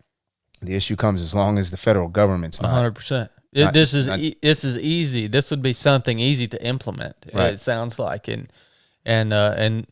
that standard of having a nationwide set of standards, I think that'd be an amazing improvement to our law enforcement communities. And I just want to give one caveat. The reason I started this conversation revolving around this subject with the I prefaced it with no disrespect, is because I am so thankful for everybody that is out here in my community right now to keep me safe. Literally, if I need them, I can you realize that we can? Do y'all realize how much of a luxury it is for you to be able to pick up a phone if something goes wrong and someone is coming to help you? No, you don't realize how much of a luxury that is. 98% of us take that for granted. Do you not realize 100 years ago, maybe a little more than 100, I forget, it's 2020 whatever now, but it wasn't too long ago that no one was coming to help you, period. Right? And it is just so awesome that we live in a nation where there are enough of our citizens that are willing, especially in this environment, to raise their hand and say, I will do this job for my community. You can't disrespect anybody for anybody that chooses to raise their hand and do that has got my respect, even if they have some improvements that they need to make. You know what I'm saying? 100%. Yeah. I totally agree. Where did you go after you graduated the academy, Chris? So, we call it probationary status, or what most departments would call you're a rookie, and that's a 12-month period. Towards the end of the academy, though, some detectives came in. It was like the last month or two. And they came into the classroom, and they were from a unit called the High School Buy Team. And basically, it's an undercover officer that infiltrates high schools, trying to find out where all the drugs are coming from that are being sold to students, right? And the whole idea is to stem that, get students, not being able to purchase drugs on the school grounds, and to ultimately trace where the drugs are coming from. It's always an adult selling them, so they could do search warrants and arrest the people, basically the main drug dealers that are supplying a student or several students to supply it to, everyone throughout the school. So they're always looking for people that look young. And they had come to the class, they gave their presentation, and then there were several of us that they approached. I was one of them, and they said, hey, we like how young you look. Would you be interested in, coming to this unit? Let us know. Here's our phone number. And if you decide, we'll take a look at you and we'll test you, see if you can pass the polygraph, etc. I didn't think too much about it because I was still in that regimented military. I'm a uniform guy. Yeah. Uniform. And now I'm 23 years old. And I go off on a patrol, and I happen to tell my first training officer. And he was your typical 20-year salty training officer that smoked cigarettes as you're driving. Still in shape, but that was just the genre back then. That was that was the lifestyle they led. And culture, so, yeah. Yeah, the culture. So we're on the night shift, and I happen to tell, he's asking me about how the academy went and asking me about my military career, because you got to form a little bit of a bond. Even though I'm new and I don't know what I'm doing per se, he's relying on me saving him just like I'm relying on him saving me, and vice versa. So I tell him about that, and he's just this grouchy old timer that's been on patrol his whole career. And he goes, oh, you don't want to do that. Don't ever do that. That's stupid. Blah, blah, blah, blah, blah.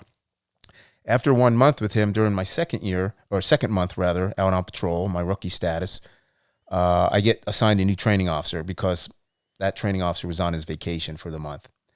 And same thing. Now I'm rebonding my second month with my new training officer, learning the ropes in the field. And I bring that up about the high school buy team approached me. And he goes, what'd you tell him? I told him, no, I don't want to do that. And he goes, you're crazy. And he drives me directly to the station. And I don't remember who the sergeant is, but he brings me in the sergeant's office. And he goes, hey, Sarge, sit down with Chris. Chris was asked by the high school buy team to join, and he told them no. So that sergeant tells me, he goes, Chris, that is a lifetime opportunity. Not many people get to do something like that. Yeah. This uniform will always be here. There will always be an open seat in a black and white car. I get in it, a yeah. patrol uniform. You can go to any specialized division and assignment and not like it and always come back patrol. They'll welcome you with their arms open. He goes, call them. You should do it. I go, I don't know. You know, I'm 23. I don't see how I look 17. You know, I'm kind of militaristic. I still have my military mannerisms about me. Mm-hmm. And he's like, call him up. So I called up the detective that runs the unit at Berry. And I said, you know, this is, you know, probationary officer, you know, Chris Reckleff, and I'd like to apply. So he says, come on down. I go down. I take the polygraph, pass that, and they accept me. And they hold you for a few months to start growing your hair out because they want you to start looking undercover like a student. And they put you through a couple months of training. They take you out to Hollywood to buy, you know, and it's a test. They'll send you out on the streets of Hollywood Boulevard. You have to buy dope. You know, they'll send you to Venice Beach, California, the boardwalk. You got to find someone selling dope, buy dope. And it's just to get you into the drug world. Now, when you go out on these training missions, are you carrying concealed or? Not at that time. Okay. What they do for the high school buy team is they yeah, I could say this because the last mayor, not our current mayor, the last mayor disbanded the program. And I'll end with that, and I'll tell you why. But they actually take your ID from you and your gun, and they issue you, or at the time they issued you, again, the unit's no longer in existence. They take you to the DMV at 6 o'clock in the morning before it opens, and you are issued a real driver's license that says you're 17, and you change your name. And they always have you keep your first name because you're used to being called by it. Yeah. And they usually encourage you to use your mother's maiden name as your last name. So that's what I did. So I had a real driver's license from the DMV that said I was 17 years old with a different name. And that's what you use when you ultimately go undercover. But on those training missions, yeah, you're not carrying a gun because they're always spotting you. All the seasoned detectives are out there. They're spotting you. They're in distance. So they're like lane graders. Yeah. They're seeing how you interact and making sure that nothing goes because I imagine you're out there looking to buy drugs. You're in some circles of rough individuals, and you could get in a hairy situation. So that's Absolutely. why I was wondering that. Yeah, and they teach you, what happens if it goes sideways, if you get robbed, you know, what to do, how to act. And it's just to see how you interact in the real world. So, you know, I always just would wear my surf shorts and flip-flops and just walk around, and, you know, it was pretty cool. Not what you thought you were going to be doing, probably. No. And part of me was like, man, did I make the right decision? Did I make the right decision? So I get through the couple of months of training, and then they send me undercover in high school. And nobody knows, not even the principal knows there's an undercover, who it is, or any of that. Mm-hmm. So I go there, and at this time on television, the number one television show was called 21 Jump Street with Johnny Depp. And that's what he played, an undercover officer in the high schools. Yeah, yeah. So here I am in a high school in Los Angeles, and I'm looking at the students to my left and right, and their book covers are 21 Jump Street because they're all watching the television show, and I'm like, I'm really doing it. Dude, I forgot about book covers. Yeah, it was crazy. So I get through that. They have you do a semester. And your goal is to not just, if you can tell pretty quickly if someone's trying to sell you drugs because they want to be your friend, like they think, oh, you're cool, you're not buying from them because that's not a real drug dealer. Someone trying, at the time it was like weed and coke. But if someone's trying to sell you a joint and you can tell they want to be your friend, they're not really supplying drugs. They just want to hang out. Yeah. Yeah. So you wouldn't, you know, buy from them. Your goal was to find the real suppliers that were selling dope and ultimately get them to lead you to where they're getting it from off campus. So then you can get an address, detectives could write a search warrant, etc. And it was so much harder than I could have ever imagined. Really? Yeah, so I'm watching this show on television with Johnny Depp and everything's easy. But when you're doing it for real, it was stressful. And it was stressful in that I would buy drugs from you in the morning, right? The goal was to buy as much drugs you can from as many different people. And I would maybe know your first name, but wouldn't know who you are, your last name or anything else. I may know you have math, period 6.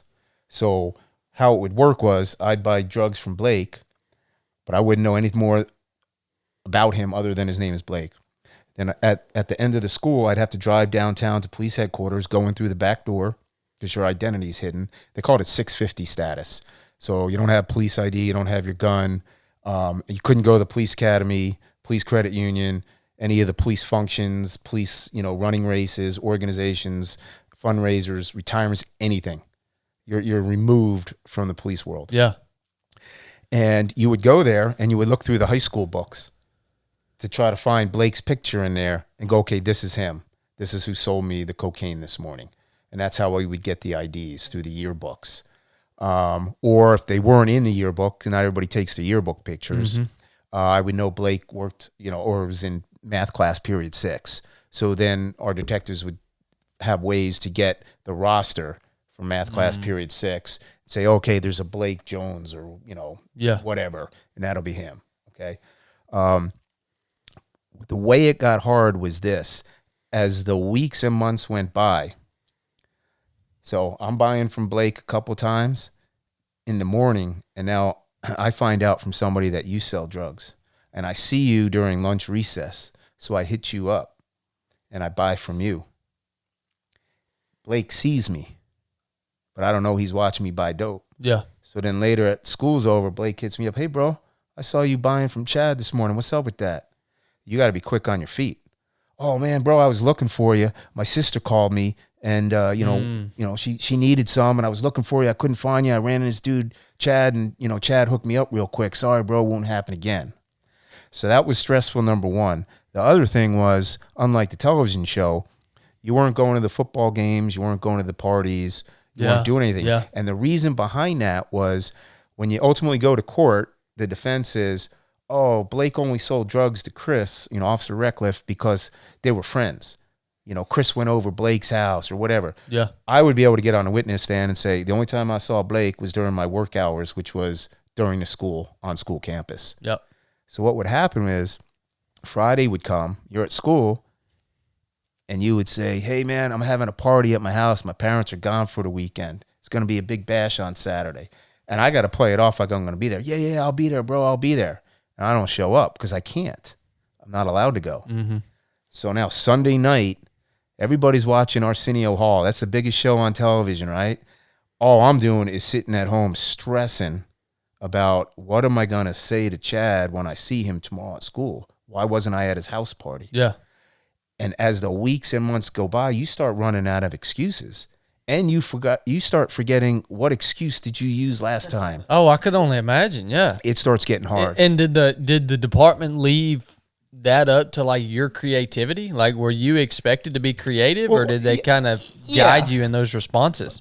A little bit of both. Yeah. You had a detective handler. So every day after school, whether you bought drugs or not, you would go back to police headquarters through the back door, and they would sit down and basically debrief you. Mm-hmm. And they would say, hey, Chris, how'd your day go? We call it getting narked. When the kids would start saying, hey, Chris is a cop, he's a narc, And I said, no, still doing good. Starting to have a little trouble with this one guy. He's starting to ask too many questions. Because what will happen is, a couple months into it, suddenly someone's having a house party. And once again, you're not there, even though you say you'll be there. All it takes is one person at a party to go, hey, man, anyone ever see Chris at any of these parties? Mm-hmm. All it takes is that one thought. And then the whole room goes, yeah, man, anyone ever been to Chris's house? You don't have a house to bring them to. Yeah. And suddenly you start feeling the heat a little bit. And again, as the months go on, it gets a little bit harder to come up with excuses.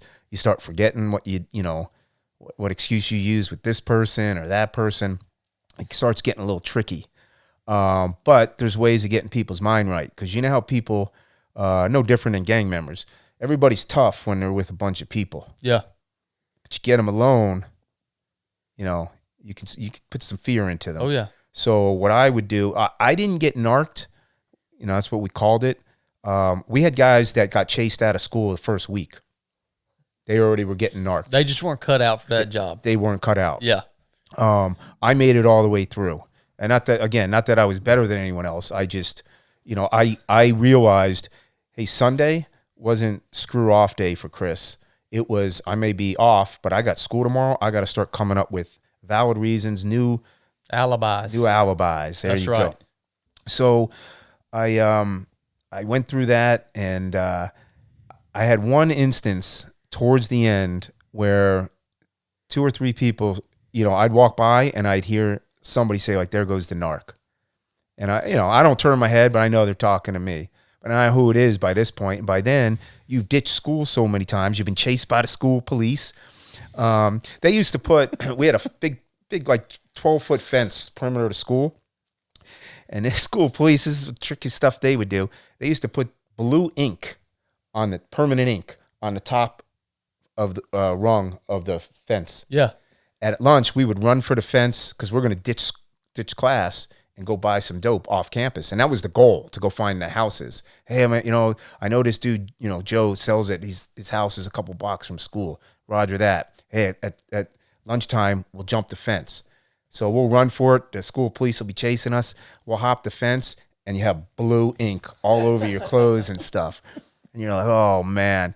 So by the time I started getting narked, I had been there so long, I knew everybody and what their classes were, and what, people that don't want to learn, every class they go to, the first thing they do halfway through their class is they grab the hall pass so they can use the bathroom, right? So you get the bad guys routine down. So, I knew this one guy that was starting to narc me and start telling everybody I was a cop. So I knew what his routine was. So I just waited for him one day and followed him into the bathroom. And granted, they're 17, 18, so, the juvenile side. Mm-hmm. You're not putting your hands on anybody, but, just like you could talk into a bullhorn without using a curse word, and you could put the fear in us like you did this weekend, you could put the fear into somebody verbally. And that's all it would take to get someone to stop narking you. You know what I mean? You get them alone in the bathroom, and you have a little talking to them. Yeah. And that in and of itself, I imagine that they're thinking, this guy, if this guy was a police officer, he wouldn't be cornering me in a bathroom, talking to me this way. Like, to me, it plays into the reality of your role, man. And the other thing that was tricky, and I don't want to spend too much time on this, but we called it tripping. So this is the pager era day. We didn't have cell phones. Yeah. So if we got a page from the office, like, with a code, that meant, hey, you got to get to a payphone and call. And if you're going to trip, which meant you're going to get in your car. I had a little Volkswagen Bug. They always wanted you to be the driver, right? So if they said, hey, Chris, we're all going to this dude's house. He's got a huge stash of coke he just got. Well, you want to get to that house. Yeah. Because you want to get the address and give it to your detective handler, and ultimately there's going to be a search warrant on it. That's the whole goal.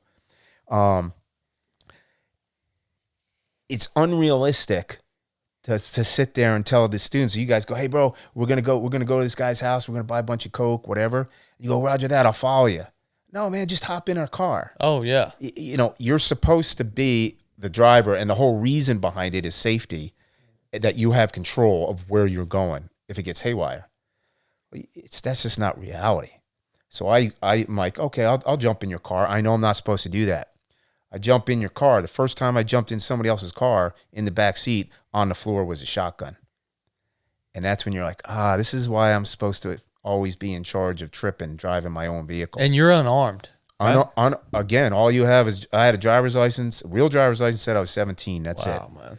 And because you don't have a cell phone, it's usually what it is when they say, hey, if you're going to trip off campus, get to a payphone and call the office and let them know where you're going to be.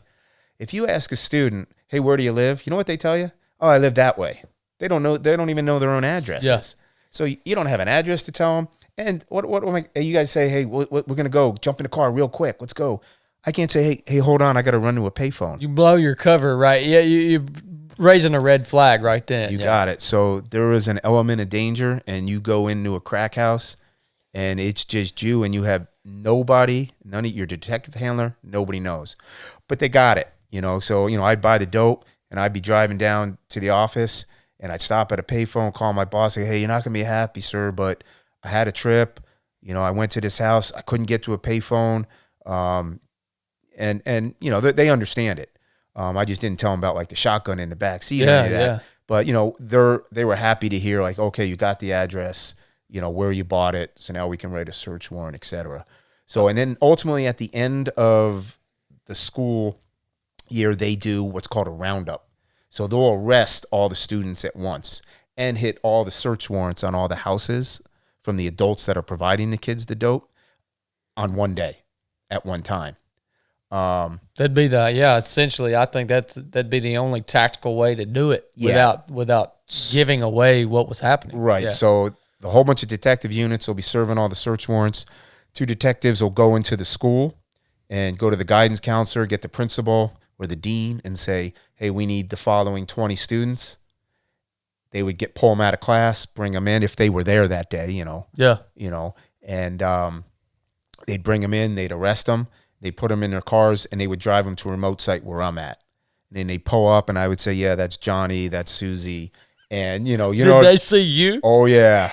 And that's when, I don't use bad language, but they're using bad language at me. They were. Oh, yeah.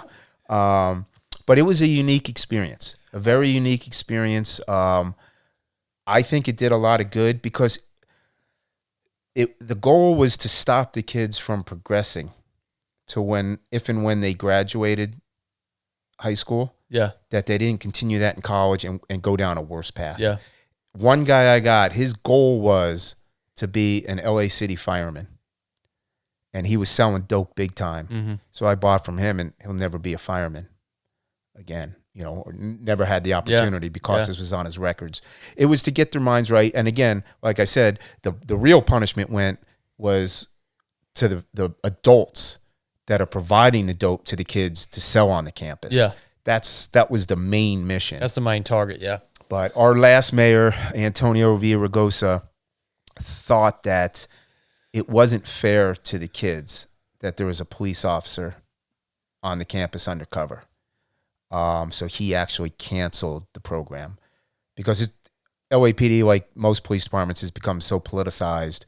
Why even have a chief of police almost? The mayor runs the department almost to a percentage or how do you feel about that decision after seeing the impact that you made while you did that job? I think it was a bad decision. I think it's a good decision to have him in there because, there's a ton of schools in LA Unified School District. There's not an undercover officer in each one. Mm-hmm. But for the students to think there may be, that's a deterrent in and of itself. Mm-hmm. Mm-hmm. But now when you see a news article, hey, LAPD has disbanded this controversial unit. That unit's it was in existence over 20 years. No, it's free reign. Yeah, now it's like, no penalty. Kind of like what we're looking at today. People do a crime, and now half these states have no bail. You get booked and you get released. And that's got to be frustrating, dude. It is. It is to a degree. But again, I'm so thankful that I was pulled aside and that sergeant says, no, that'll be a lifetime memory. You can always come back to patrol. And I'm so glad I did it. It's such an interesting insight, and it makes for such for me personally, a captivating story because I don't know anyone else in my life who's done that job and then has also been able to articulate it in such a powerful way. And I just can't imagine how exhausting it had to be to because I know me and Chris, you've taught, you've been an instructor. Me, when you're in that. Whatever role you're in, if you're in an instructor role, if you're in a teaching role, if you're in an undercover role, it's exhausting not to be yourself. It was very mentally fatiguing. It had to have been. So much so, I had success that they asked me to do another school. And I'm like, oh no, one and done for me. Yeah. I'm not you're not going to send me next school year to some other high school. I'm not doing this again. Yeah. I was point blank with him.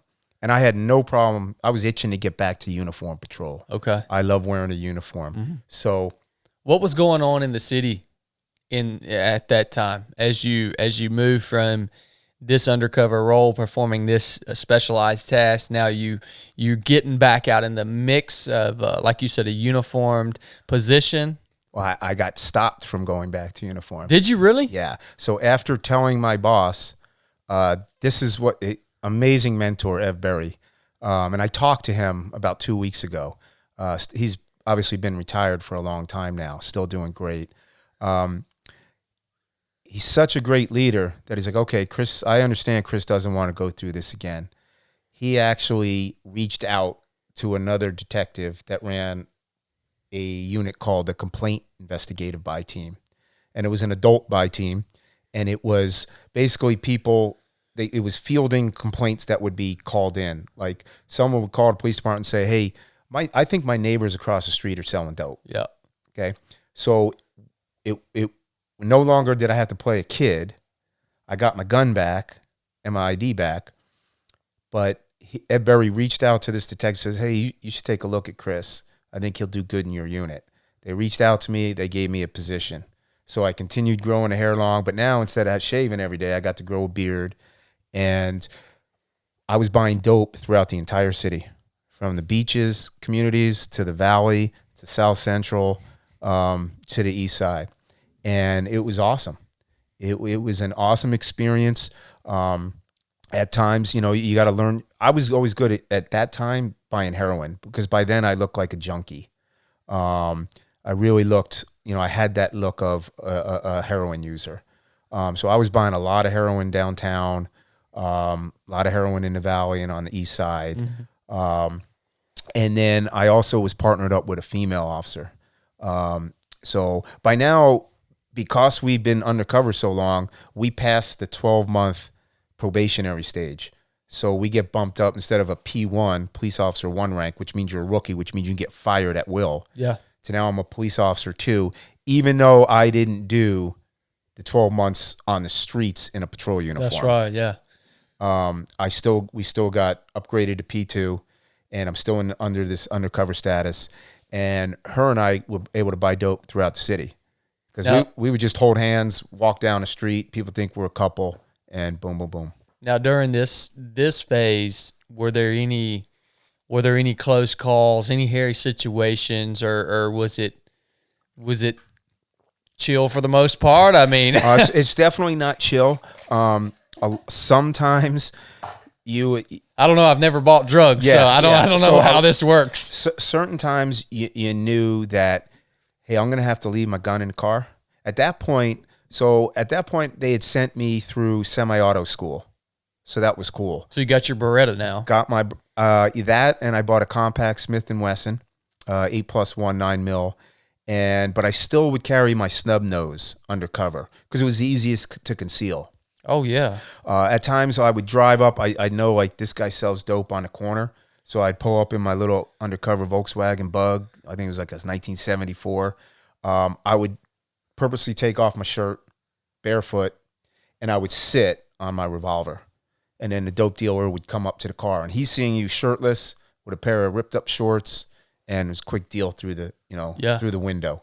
There was plenty of hairy instances.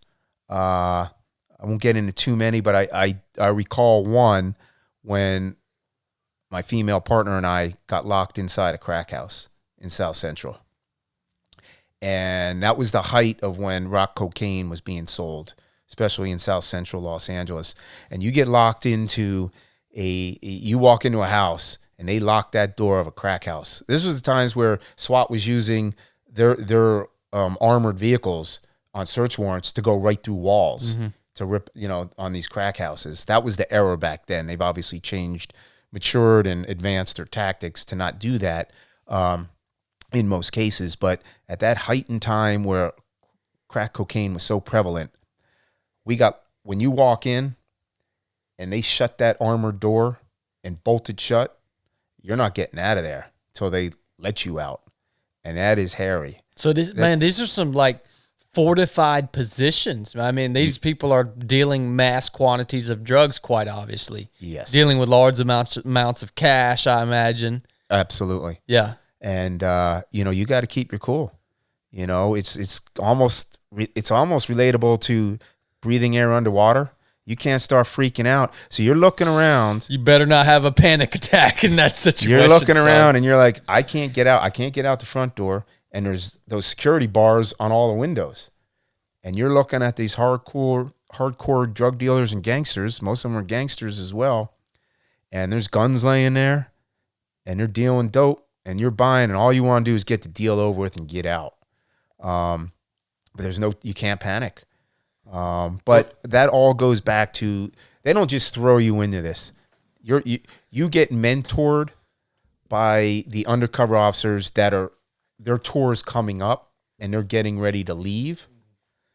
They teach you what worked for them, what dress to wear, how to act, words to say, etc. So it was constant acting, role playing, if you will, and visualization. Knowing, hey, tomorrow we're going to try to infiltrate this house. And it's not easy to walk up to a door and knock on it. They open, if you're lucky and they open for you, they're going to want to know how you found it. And you better be quick on your feet. So you've got to visualize this in your head. Hey, if they say this, I'm going to say that. If they act like this, I'm going to act like this.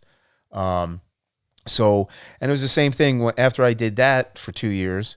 2 years? I then taught, I was basically the mentor for people that wanted to, that were fresh coming in. Yeah. Now I was in that position of, hey, this is what worked for me. This is what I said in this situation. So it was kind of like the passing of the guard. But they don't just throw you out there and say, hey, go knock on that door and try to infiltrate and buy dope. Yeah, yeah. Man. That would be, I don't know if I could handle that job. I mean, to be quite honest with you, I don't know if I could handle that job. And this is one of the things that really, I don't know what the word is, amazes me about you, Chris, or whatever it may be, is man, you've spent 31 years dealing with these individuals that are essentially the scum of society. Right? I mean, look, a drug addict is not scum. A drug addict is someone that's bound up in that addiction, right? It's the one that is selling the drugs to me that is the scum. It's the one that's promoting this thing that is destroying their community for some money. Those people are, and so that's just one instance of having to deal with literally the scum of society. And it's so encouraging and amazing to me, brother, that you've been able to perform these tasks and deal with these type of people for so long, yet your outlook on life is still so magnificent, man. Your mindset, your goals, the love that you have in your heart for other people. It's just like, how, man? How do you maintain that? How do you hold on to that for so long? It takes such a special person to be you, brother. I don't think, I appreciate those kind words, but I'm not any more special than anyone else. That's just how I feel. I mean that. I just have a desire to help people. Yeah. When you talk about the addicts, I have a lot of friends, a lot of best friends that are recovering alcoholics, and drug addicts. Yeah. One of which is a former partner, and she's been sober for 7 years. Amazing. Praise God, amazing woman. You're right. It's the drug dealers. In my mind, in my perspective, yeah. And in my experience. Okay, perfect then. I've got family members that have had their issues with substance abuse. Yeah. Love them dearly. It doesn't discriminate, man. That absolutely does not. So now that I leave the narcotics undercover world, I get to chop my hair off and my beard and put a uniform on. And this is where I want to know what's going on? Like, what's the main problem that you guys are facing as an agency at that time? At that time, that's when everybody knows it as the Rodney King incident had occurred, and the riots had occurred, and we're dealing with the aftermath of that and gaining the public confidence back in our department. After the first acquittal of the officers, there was a riot in South Central, and then the officers were retried for violation of civil rights on a federal level. There was a conviction, but it was regaining. I went to patrol in uniform, so now, and they put me with a training officer, even though I'm a tenured officer per se, and I use air quotes. I hadn't been on the patrol aspect of it. That's right. Yeah. So they're smart. They put me with a training officer, and now I'm going into an era of trying to regain public trust, which to me was a perfect opportunity because that's why I was there, to serve the community. Yeah. And it just made me work harder in gaining public trust. And I had that desire. And then furthermore, I was mentored by a sergeant, Jay Moberly. He's my mentor on this job. He retired about 10 years ago. And it was fun speaking at his retirement because it's always fun to roast somebody else. But he's an actual legend on the job. He was the original, what we call K-9-1. He started the K-9 for the police department. Okay. Him and some others, and he was K-9-1. So you got a huge legacy then. Yes. Yeah. And that's from our Metropolitan Division. Metropolitan Division is what is characterized as the best of the best. The officers that work the hardest come from the gang units, look sharpest in uniform, physically fit. It's where K-9's out of, SWAT is out of, our mounted unit, and then there's 2 line platoons that are the high. You're focusing on the high crime areas throughout the city. You're driving around in a dual purpose car, not a black and white, just like a Ford Crown Victoria with just lights in the window. Yeah. Almost like a special operations unit. Right, but but it's a uniform. Uniform, okay. So he had come from that world, in the K-9 world. He promoted out, made sergeant. And by the grace of God, I'm working a patrol division, and he took a liking to me because he just saw how hard, or at least I was attempting to work hard. He obviously took a liking to me and said, hey, you need to go to Metro Division. And I'm like, I don't know if I'm cut out for that. I'd like to. I think, at this point, you have to be a training officer, which is a P3, and I'm a P2 at that time. He goes, there's a P3 training officer spot coming up here in this patrol division. I want you to take it. So I think there was 3 spots, and 100 people applied for it. I was one of the 3 that got it. So I got promoted to training officer.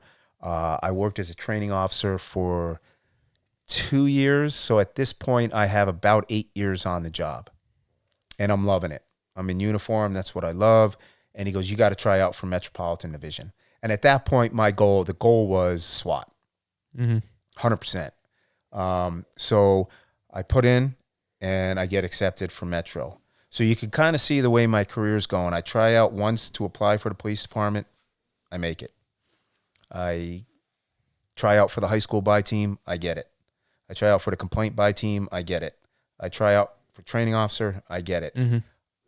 Everything's just going smoothly at that point.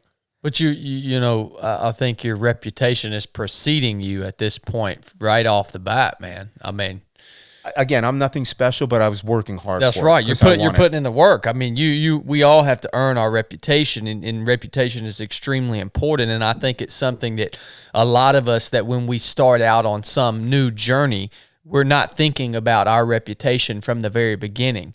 But it's pretty important because that's when it starts. Same thing in SEAL training. Your reputation starts day 1 of buds. Right. I mean, and that will carry with you throughout your entire career in the SEAL teams. So I think you were crushing that, man. So and this is a turning point, if you will, in my career. So I try out for Metro and I get accepted and I go. And now I'm in a division of 200 officers that are the best of the best of a 9,000 police, personnel police department. 9,000. Yes. Wow. So I'm with what's considered the top 200. again, that 200 makes up K9, SWAT, our mounted unit, our horse unit, and the 2 line platoons. So you first go to the line platoons, and you got to prove yourself there. And then if and when there's tryouts for SWAT or K9 or the mounted unit, you can put in for it. But you got to prove yourself on the line platoons. So I work with my my brother, Michael Henderson, longtime partners. He and I were in Metro. And my goal, he knew it, was to go to SWAT. And there was like an unwritten rule. You had to do at least a year in Metro before you can apply. And about 10 months into it, there happened to be SWAT tryouts. And some of the guys like, hey, Chris, you going to throw your name in a hat? You going to try out? And I'm like, no, man. 1, I don't have a year. 2, I'm working with my brother, Michael Henderson. So I'm having a blast working with Mikey. I want to keep working with him. I'm never leaving Metro Division. So I'll try out for SWAT in a year, 2, 3, 4 years from now. No big deal. I don't care. So you were getting filled up. It was it pretty action packed. It was awesome. Okay. It was awesome. Yeah. So working the streets, what we call hooking and booking, making a ton of arrests. And then we have an incident. I don't know if you guys had heard about it here, but they called it the Rampart scandal. Rampart was one of the patrol divisions. And the gang unit there had an issue with one of the officers. His name is Rafael Perez. So I like to refer to it as the Rafael Perez issue. I hate how they blanket it as Rampart crash was corrupt. Now, there was one dirty cop, Rafael Perez, who was doing dirty things. He was a corrupt cop. Simple as that. He ultimately gets caught, and the city's in an uproar. Similar to, there's no riots, but it was on the front page of the LA Times every day. You're losing that trust again. You got it. Yeah. And our chief of police at the time was Bernard Parks. And he and the district attorney, Gil Garcetti, were not cohesive together. They were always bumping heads, right? And Gil Garcetti basically said, hey, he's the DA of LA County. He says to all, and now at this point, Mike Henderson and I were making the most arrests of any Metro unit, partnership there. We were hooking and booking. We were in court all day and going back at it, right? No kidding, man. And I'm not bragging, but I'm just saying that's just the way it was. You guys worked well. Right. As we called it a swim pair. You guys were crushing it, man. Exactly. And that was the reason I wasn't worried about SWAT. I'm like, I'll try out in a few years. Yeah. So what happens is when this Rafael Perez scandal comes, the district attorney tells all his DAs, hey, if you're trying any cases and, do you think there may be some inconsistencies, close the case, dismiss it, send the case to internal affairs to look at the police department. And any defendant, and we're talking about hardcore defendant, I'm doing criminal cases where people are getting 2 life sentences. They're always going to complain, say they're innocent. So suddenly, Mike Henderson and I, at this point in my career, this is 1999, so I've got 10 years on the job. I've got 0 personnel complaints in my package because I treated everyone with respect, no matter how evil the person was. Suddenly, Mike Henderson and I get 3 personnel complaints, and we get sent to what's called a board of rights.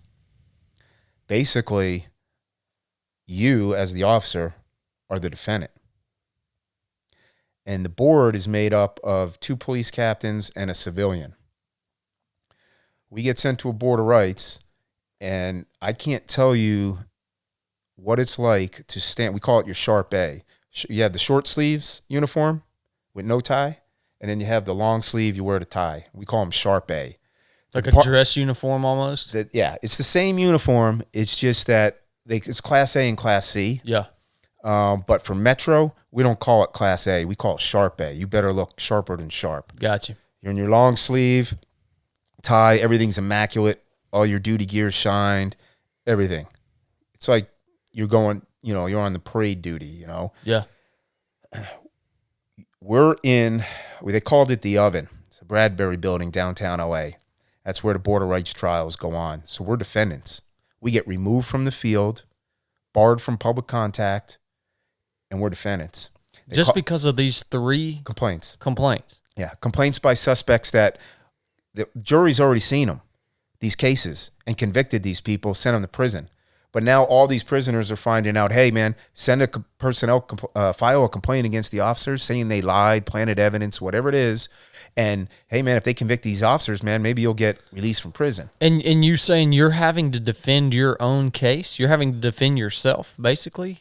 Yeah, against this board of you'll have a police representative to state your case for you, but it's in internal affairs putting on a case against you. This has got to be leaving a bad taste in your mouth at this point. The part that left a bad taste, and you're trying to keep a positive attitude, okay? You're trying to. It's got to be tough right here. But where it hits you is Mike and I are in our sharp A's. Yeah. They make you stand up, and they read the charges, and they ask you how you plea. So here I am in my sharp A police uniform with 10 years on, and I'm going not guilty. And they put a trial on us, and we caught the investigators from Internal Affairs, including a captain and a lieutenant, lying about us.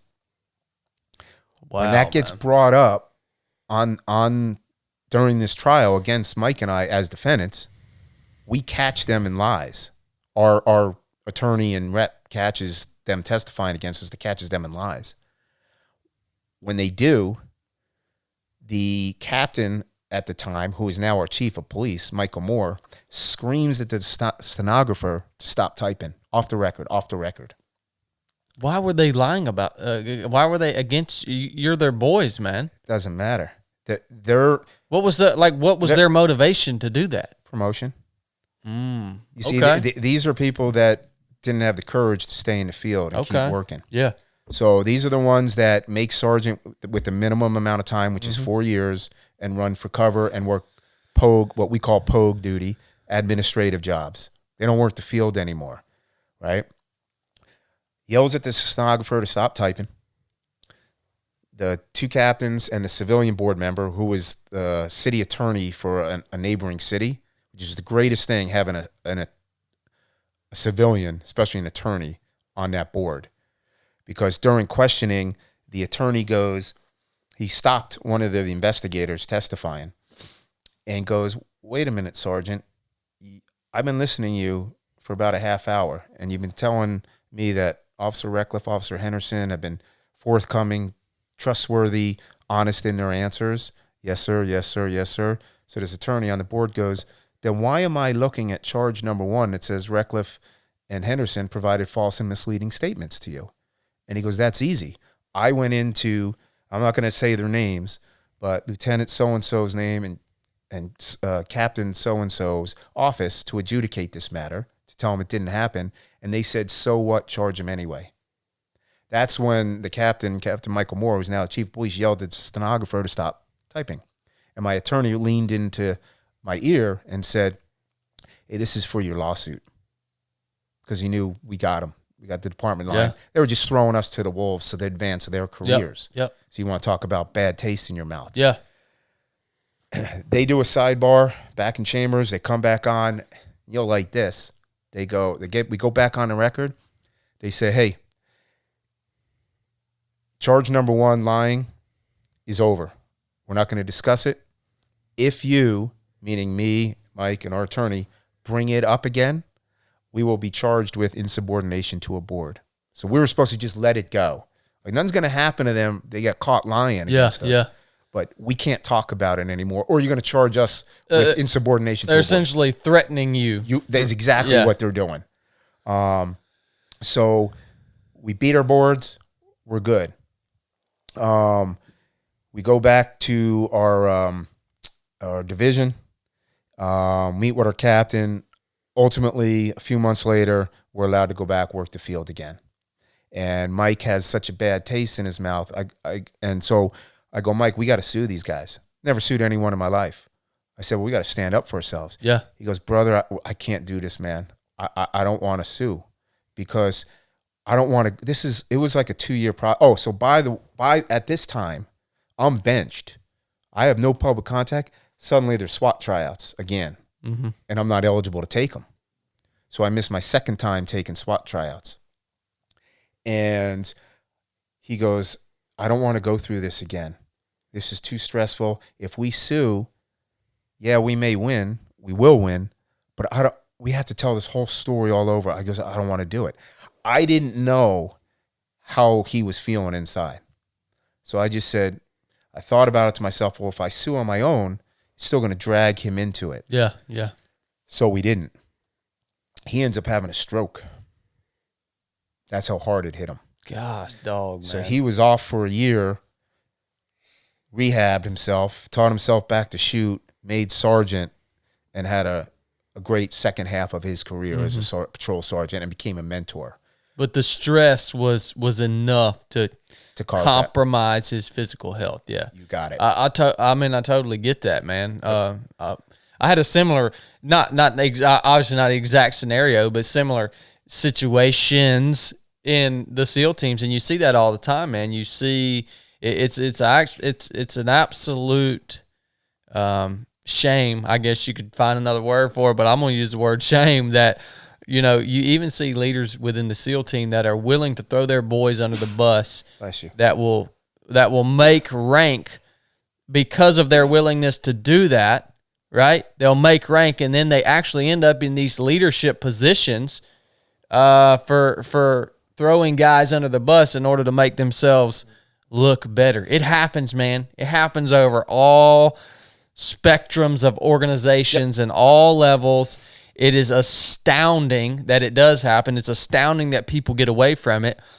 And I guess it's most astounding that you didn't just decide to walk away from that career at that point. Yeah, well, at that point, I was raising kids, and you've got I'm thank God you didn't, man. Right. Because look at the work you've been able to do between when that happened and now sitting where you are today, telling me, sharing your story with me and these thousands of people, man. So it's just a great testament of your endurance and your dedication to that line of work and that service, man. Thanks. So what happened after that was they split Mike and I up, of course, because that's they still feel like there's a stigma like attached to you. Yeah. Like, hey, these are the two partners that.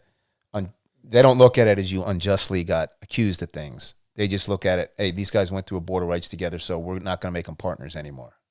So they split us up, and now I've missed 2 SWAT tryouts. And I'm certainly not saying I would have ever made it into SWAT. Made it through the qualifications and the tryouts, but that was the goal. So the next tryouts that came up was for K-9. And I said, hey, you know what? I'm going to try out for Metro K-9. It's the most elite K-9 unit in the United States. And my mentor, Jay Moberly, was the original K-9-1. Yeah. So I try out, and I know I'm in the running. And ultimately, I don't get selected. My buddy did, Dennis, phenomenal, and he deserved to get it. There's only one spot, right? He gets it. He goes there. One day he calls me. He's there a couple months. He's retired now. He calls me up and he goes, hey, brother Chris, he goes, I got to tell you something, man. I was working last night and I saw on the lieutenant's desk the names that were sent up from the tryouts for K-9, and you were number 1. You were number 1 in the shotgun obstacle course. You were number 1 in the sit sims. You were number 1 selection. They sent it up. And Bureau said no, and it was the stigma that was still attached because LAPD has this unwritten rule: if you're in some kind of trouble or associated with trouble, they pretty much shelve you for 5 years from promotions, And I'm like, all right, Roger that. I said, I appreciate it, Dennis. You deserve to go there anyway, more to me. And in the end, I'm glad he went and I didn't, because I would have stayed there the rest of my career and I would have missed out. But what I realized at that moment, that was a career changing moment. I'm like, yeah. I'm done in this division. I'm done. I'm never going to get SWAT. I'm never going to get K-9. If I do, it's going to be 8, 9, 10 years from now. I said, I want to go be a mentor. So I took the next sergeant's test, and I made sergeant. And I also, at that same time, there was a detective's exam. I happened to pass that. So I did my sergeant status, And then from there, detectives came up. I went and was a table detective, what they call for your probationary period. So you do your 12 months detective. I work in burglary. They send me over to robbery and homicide, working those, having an absolute blast. Because working detectives was when you start meeting victims. And you really start building a bond. And I'm working so hard that I'm picking up witnesses to take them to court in my detective car, just to help them out. Because you're talking about some poor communities where they can't afford to get to court. You got witnesses and stuff. So it has to become more personal at that point, 100%. right? Yeah. Yeah. So I'm doing detectives, and my year's coming up, and my goal was to go back to sergeant because I wanted to go back to uniform. I had been in Metro Division for 8 years, proudly wearing that uniform. I'm a uniform guy. And right when my 12 months was coming up to be, okay, you're a detective as well. We called it dual status, meaning you're a sergeant and a detective. An old Metro partner of mine had left, and he was now a detective supervisor working a unit called Fugitive Warrant Section. He happened to come through the detective division that I was working at the time. I was working robbery. And he goes, "Hey, Chris, what's up?" And I go, "Nothing, man. I'm just getting ready. I'm going to revert back to sergeant in a month or two. My detective stint is up." And he goes, "Got an opening in fugitives. You want to come to fugitives?" And I'm like, what do y'all do? He's like, "Oh, we work warrants. So when you're a suspect, you identify a suspect, you can't find him, arrest him, you issue a warrant, right?" "Yeah." "Well, we're the unit that goes out and finds that burglary or that robbery." "Oh, Roger, that sounds pretty cool." So direct action unit, basically. Right. So I'm like, okay, I'll do that. And my goal was I'll do it for two or 3 years at most, and then I'll revert back because I wanted to be back in the field as a sergeant. And I get there, great group of people.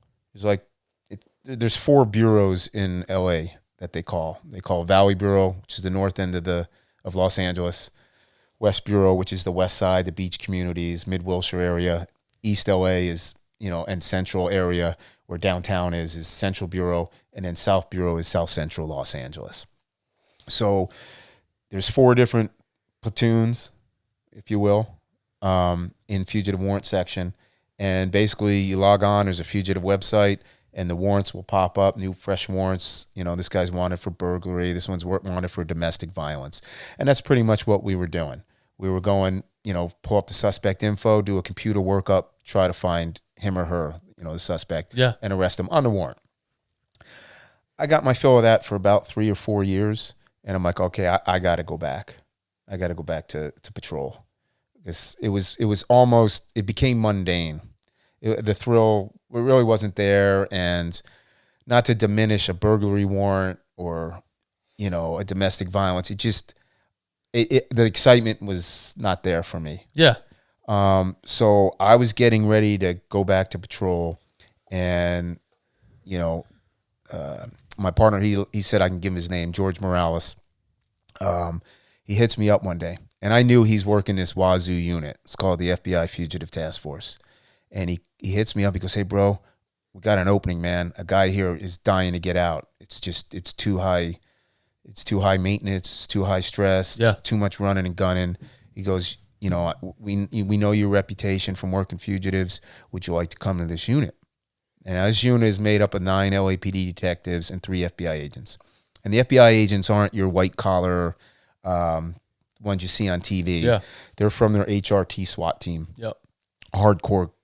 That's HRT is a highly specialized unit. HRT would actually integrate with SEAL platoons in some cases overseas. Right. Yeah. And they sent, so I accept, I get accepted. I pass the background because you got to get credentials from the feds. You get what's called deputized. So now you can travel the country with powers of arrest. Yeah. And they sent us all to Quantico, Virginia to go through a mini HRT SWAT school. That's a sweet facility, isn't it? Yes, it is. Yeah. Except it was the July and August.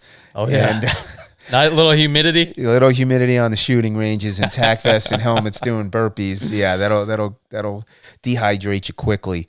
But got blessed to go there, and that forever changed my career.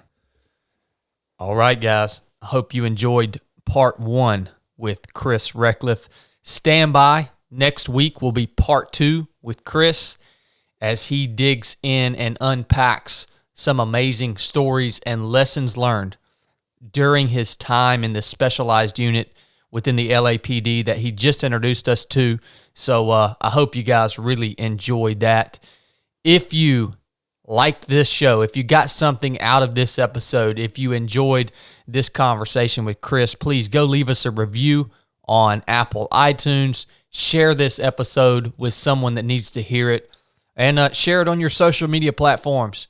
We depend on you guys to keep this show up and running strong. So we thank you so much for everything. We love you guys. Tune in next week for part 2 with Chris. Enough said.